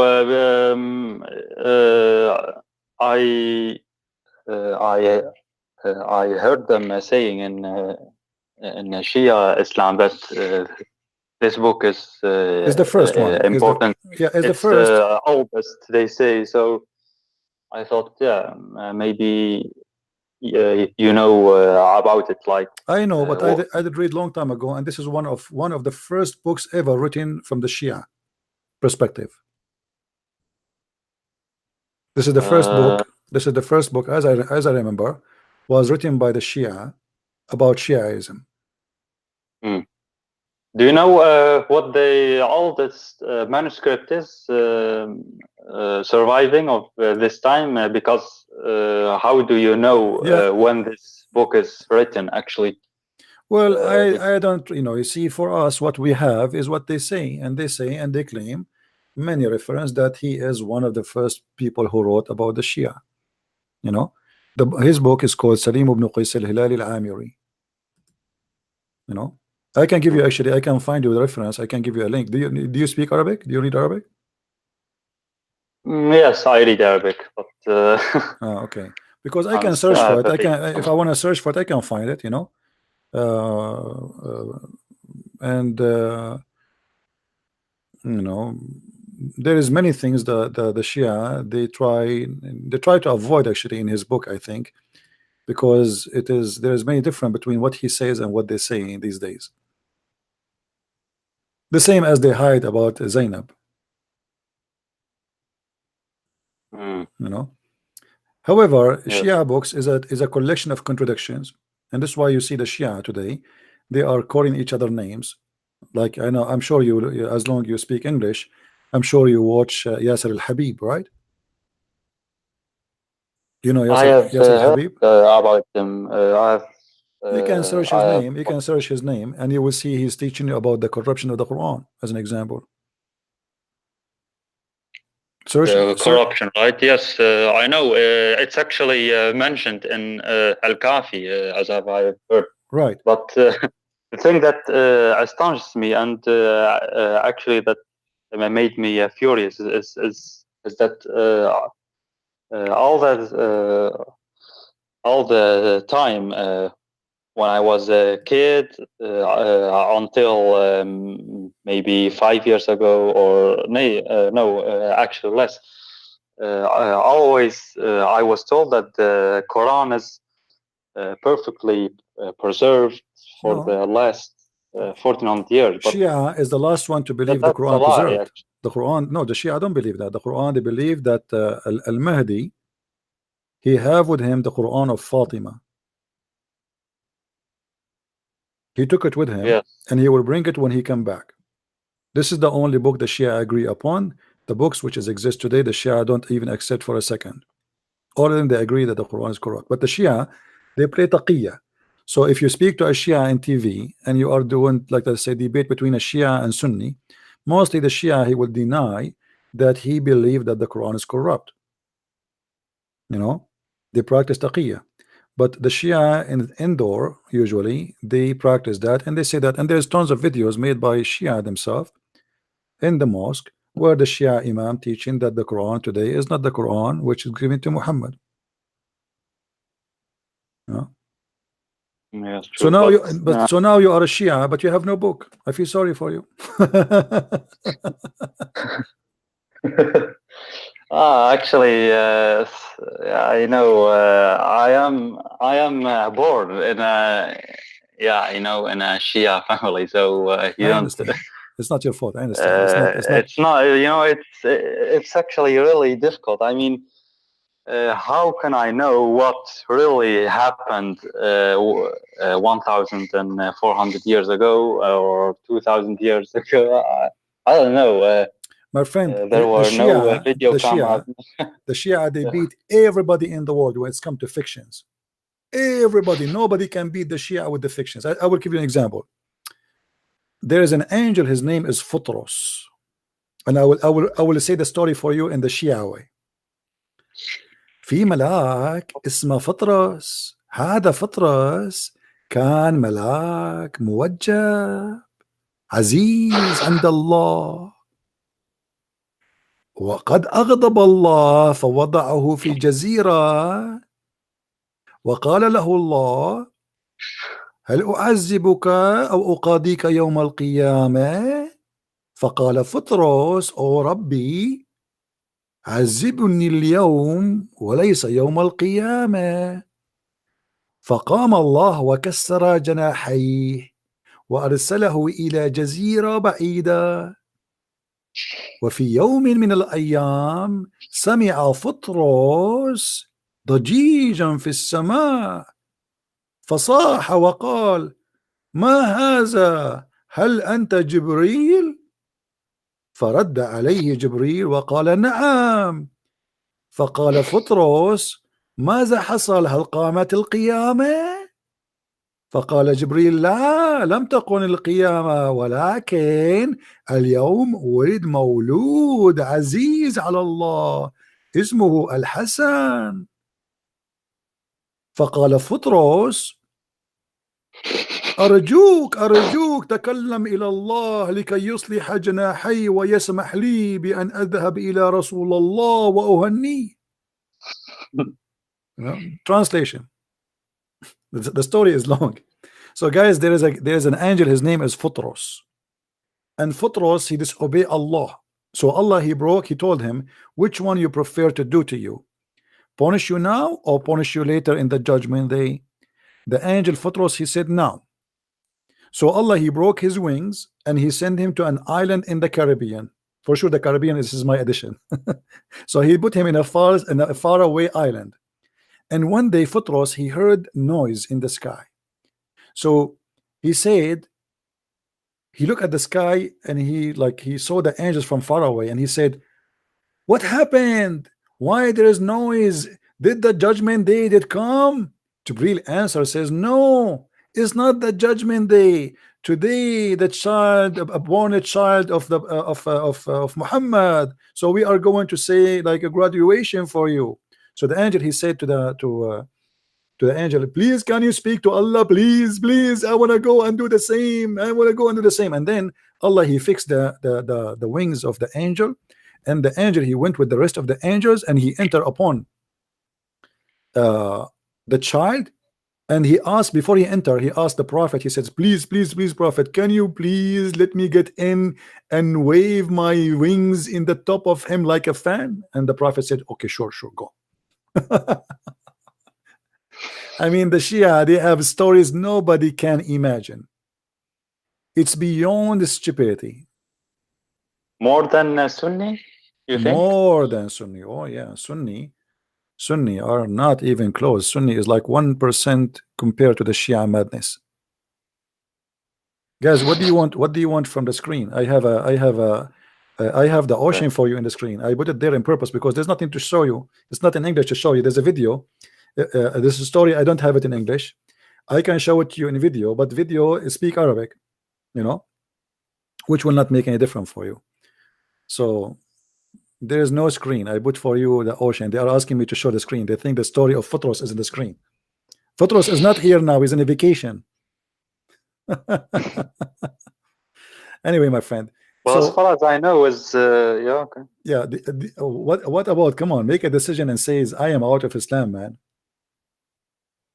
Come on, you are smarter than this. I can tell you are already out of it. Why you are shy to say it? I know. I want to be 100% sure, but okay. I'm. You promise me to call me next time I go on air. You promise me to call me next time. No problem. If you are available, okay. But then, okay, if Islam is not the true religion, like not the Shia nor the Sunni, then what makes Christianity? I mean, you see, for me, I have a logic. My logic is, before I present the Messiah to someone, he have to reject the devil first. Otherwise, I'm wasting my time. So if you believe in something, I prefer to explain what you believe first to show you that you are believing it wrong. It's like, you know, there's a computer and the computer have a virus, and you want to install a new software. Installing new software will not really make the computer healthy. Still the virus is there, so we have to format the computer. So as long as still you are thinking not sure of Islam to be 100%, then I will save my time for you until you say to me Islam is not the right thing, and we can talk about Christianity, me and you. What do you think? And you don't have to believe anyway. I mean, you know, you are a man, you are adult. God gave you a gift which is called the brain. Take what you think is right. You know what I mean? Okay, but I mean, why is there only one truth? Like Muslims claim Islam is only true.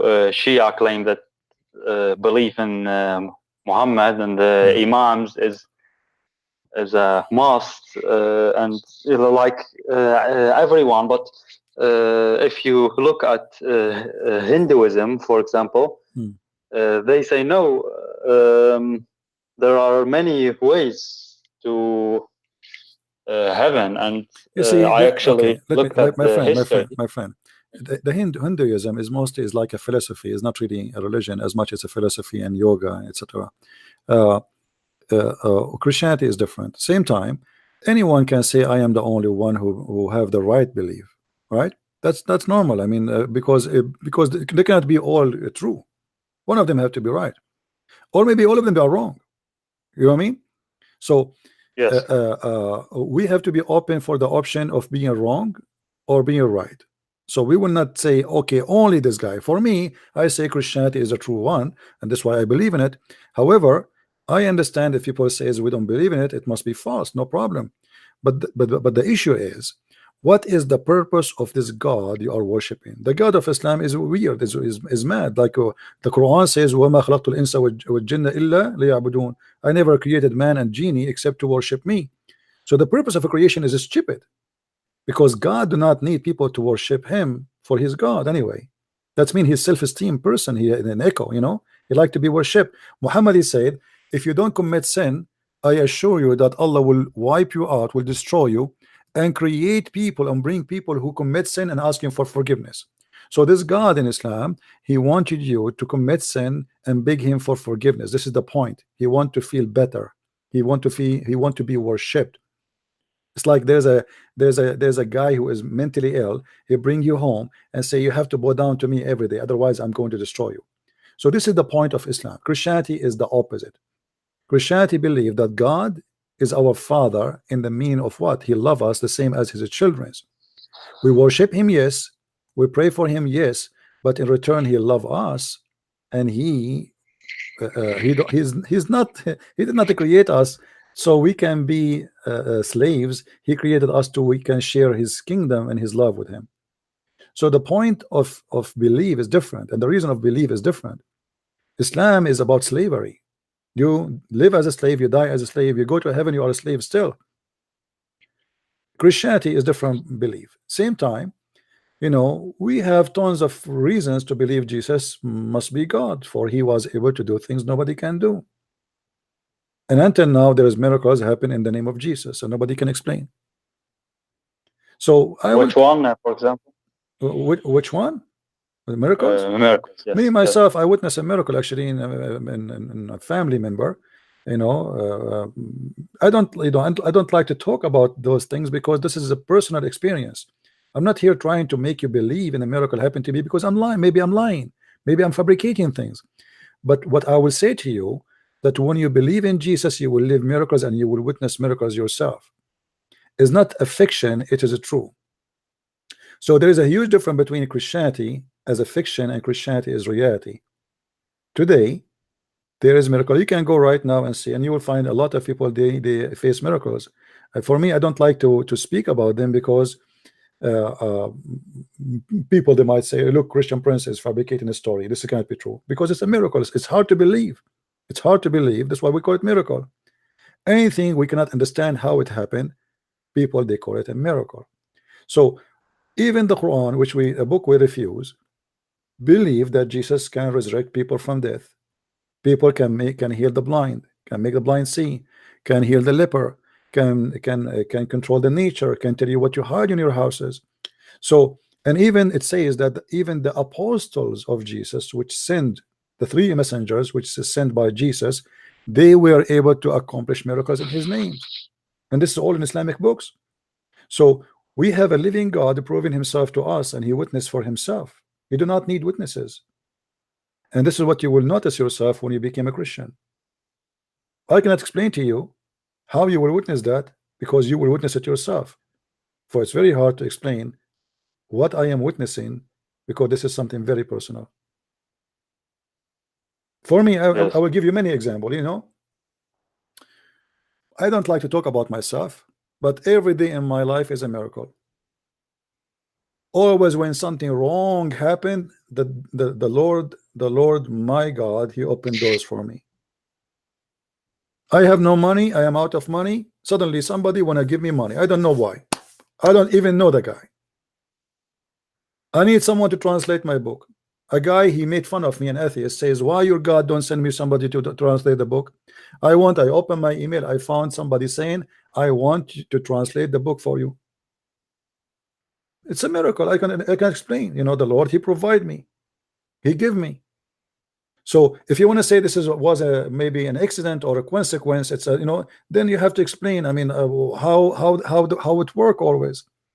So I have an amazing experience with the Lord, and I believe everything I have is a gift from him to me. The food I eat, the health I have, the knowledge I do, the teaching I teach, and bringing people to Christ is a gift from him. And I am witnessing for his miracle. And this is why I'm defeating Islam every day. I believe even this is a miracle of the Lord. Because sometimes even myself, I cannot even imagine how fast my thinking is. to refute a Muslim, and I believe if the Lord is guiding me. Sometimes me myself, I get scared of how fast the answer is coming. Like you are even not finishing the word, I get the answer. Yes. You know what? I don't know. It's actually, yeah. I find it difficult to explain, but it feels really strange to think about that. This is all fake, and then you feel so empty from inside. I don't know how to describe it. And then when you then want to leave, and you have a family, community, and my friend, community is not important more than the Lord, because the Lord will provide you with bigger community. Here we go. Look how many people are my family here. Look at them. If I say, how many of you want to have me in his house today? I will not be exaggerating if I say a couple of hundreds. They would love to have me sleeping over their house. Don't worry, my friend, about family. The Lord will provide you with better family. The Lord will provide you with better brothers and sisters. My brother is not someone is born of my mother. My brother is someone, he helped me when I need him. Many of your family, they might even hurt you in your lifetime. And you know that, right? I'm sure you witnessed to a lot of stories where family hurting each other. I mean, that's true. There are many of those stories. Yeah. So what? Don't worry about the family. You know, who said that the family is really is going? Who you will have a better family. My family. I mean, is, no. I mean, like now, you know, I feel sad, empty. I can't. No, my friend. When like, you accept the Messiah, you will be better of the you will be with the family of Jesus, the Christ Himself. You will not be empty. You will not feel alone. Here we go. I live in my house alone. I'm not alone. I never been alone. I never felt lonely. I never felt alone. I never felt empty. I am always happy with what I have. That's why when I speak to Muslims like you or anyone, I speak with confidence, because if you don't have, you cannot give. How you can teach about something you don't have? How you want to tell me about something you don't have yourself? So if I don't have it, I cannot give it to you. So my friend, don't worry about that. And for me, you know, this is why I always, I would love to invite Muslims to accept Jesus, and I invite you right now as we speak to accept him. And you will see that the Messiah is the best to follow. There is no one better under the sun or above in heaven better than his name. This is not fiction. This is not a mythology statement of a God I do not know. You will see right away the difference. You will be a different person immediately, and that is an additional miracle of God He do to you. Okay, so yeah, I don't want to make it late for you. Like maybe you have other things to do, but maybe if you could name some the main points against Shia Islam in okay, my friend, let us do this. You call me, and then next time. Then I will go. Yeah. Then I will go to. There's nothing called against the Shia Islam, my friend. There's against Islam. Islam is, with my respect to you, don't be insulted, please. Please, you're a kind man. I'm not trying to insult you. Islam is garbage. It doesn't matter if it's Shia or Sunni.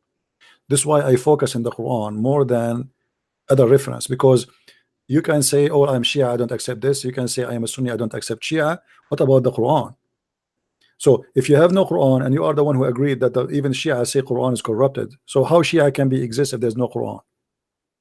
How we can believe in something if we don't have a book to believe in? You know what I mean? Yeah, I mean they say like there's a hadith is called let me recall الثقلين. الثقلين, حي الثقلين, yeah. Yeah. Yeah. But you know, you believe you base a belief, a religion on the hadith. No. But I mean, that's what they say. You know, I don't have much knowledge about. This is one of the funny things about Islam. How you okay? The hadith you mentioned to me, which it says Kitabullah wa itrati, correct? Yes. Okay. This hadith itself is a joke, because if the Shia themselves agree that the book of Allah is gone, so how you say my religion is based on the Kitabullah and itrati and my family? If all of them are gone, there's no family is stay, and there's no book when the book is gone. So what is left of Islam? They say like the tafasir of the imams, like. You see, but no problem, no problem. But if the Shia, and you agree with me, the Shia believe that the book of Allah is corrupt, correct? Yes. Okay, and the family of Muhammad are dead, correct? So what is left of Islam? Nothing. Books, they say books. What like books? yeah, The books is corrupt. If the Quran, the most holy book, is corrupt, how we can trust the rest? If the book of Allah himself is gone. No, so what true. we will do now? We worship the book of Al-Kafi. The Kafi will be our God. No, I agree, but yeah, if you have additional okay, my friend, things, let us do this. Next time, call me. Next time, call me, and we will go more in details. You are a very nice person. I really am happy to talk to you.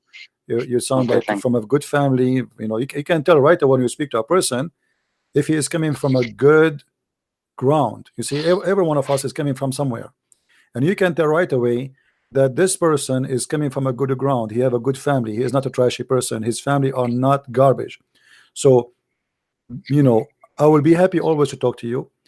Call me next time and give me a question about something you have a confusion about it, or about Quran, and let us focus in something. Let us say, what make you stay as you don't make decision yet? Like, what make you not leaving and says I am out? We can focus on that and see how we can help you with. Is that good? Okay. All right, my friend. Thank you very much for calling. I appreciate your call, and we will pray for you, my friend, and all the Christians here will pray for you, and to find the truth, and may the Lord set you free and make you free of all cults around the world. Thank you very much. Take care. Thank you very much. All right, take care. Very nice gentleman, right? We have to agree. This person, yes, he is a Muslim, but he is different. You can tell right away that there's people who they are different, and we appreciate the honest ones. You see, my problem with Muslims is not speaking to them. My problem is honesty. You cannot find honesty. It's like struggling. I don't debate Muslims. This is the problem. There's no debate. You see, debate is someone between two believers. He say the truth about what he believes. I say the truth about what I believe. But the Muslims, they don't do that. This is why when you find a Muslim who is honest, sorry, we will not take more calls for today. No, we have enough for today. Sorry, we have enough for today. We are already for many hours, and honestly, somebody is waiting for me in the bathroom. Hold on. You know what I'm talking about, correct?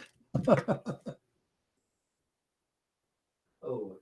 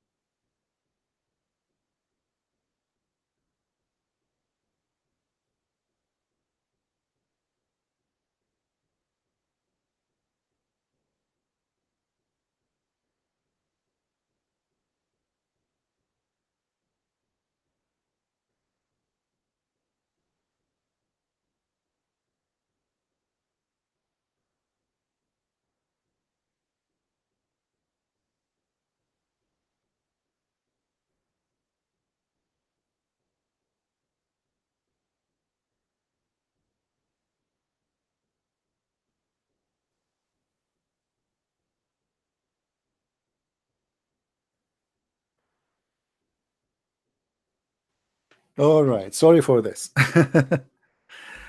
You know, before you go in the bathroom, as you remember, you have to recite a certain prayer. Otherwise, Shaitan is going to play with your bum, as the Prophet he said. And because I'm aware of such a danger, then I had to recite that prayer before I go to the bathroom.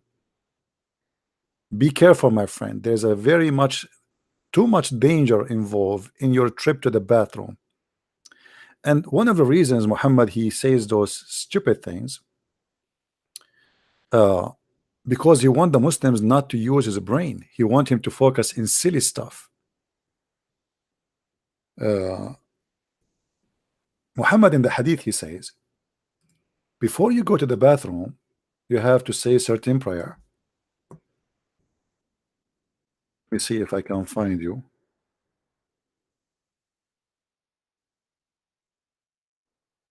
Hadith in English. Here we go.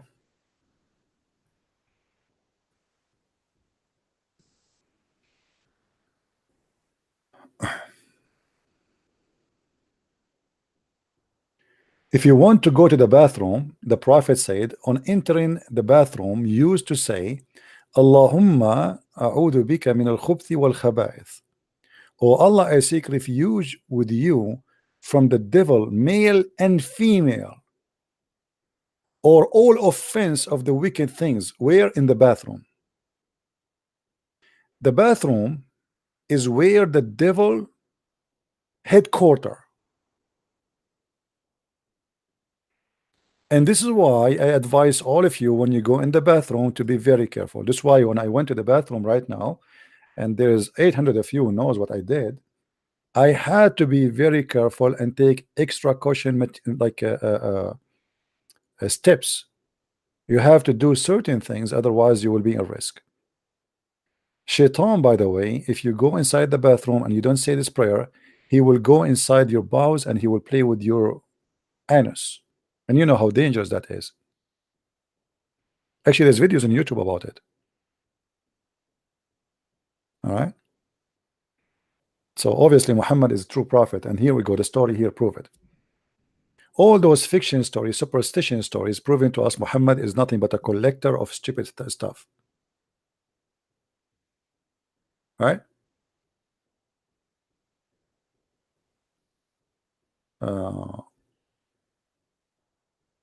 Look, all those stories. Look. Same, there is a prayer you have to say before you have intercourse with your wife. Otherwise, Shaitan will wrap himself around your penis and he will be doing your wife. Which means the first one who created condom, it was Allah, Prophet.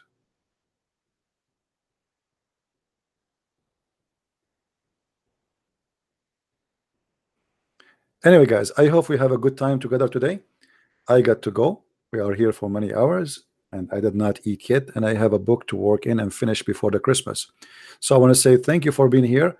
Tomorrow, I will do my best to be here too. Please subscribe and join us, and turn on your notification. Don't forget to subscribe to my other account, which is not in YouTube. It is in minds.com. This is like a backup account. I post always there when I go on air. So in case you lost me, you do not know how to find me, always you can go to minds.com and you will find what is the active channel of Christian Prince. So go there, subscribe. You will lose nothing. You know, it's very simple. It costs you no money. It's the same as Facebook, and it's very easy to join. All right. So subscribe there, join us, so you can be informed in case you lost connection. Thank you very much, guys, for being here. May the Lord bless you. And again, we pray for this gentleman who called us, that soon he will know the truth, and the truth will set him free. Christ is Lord, and Islam is false. Amen to that. See you soon again. Bye-bye. Take care.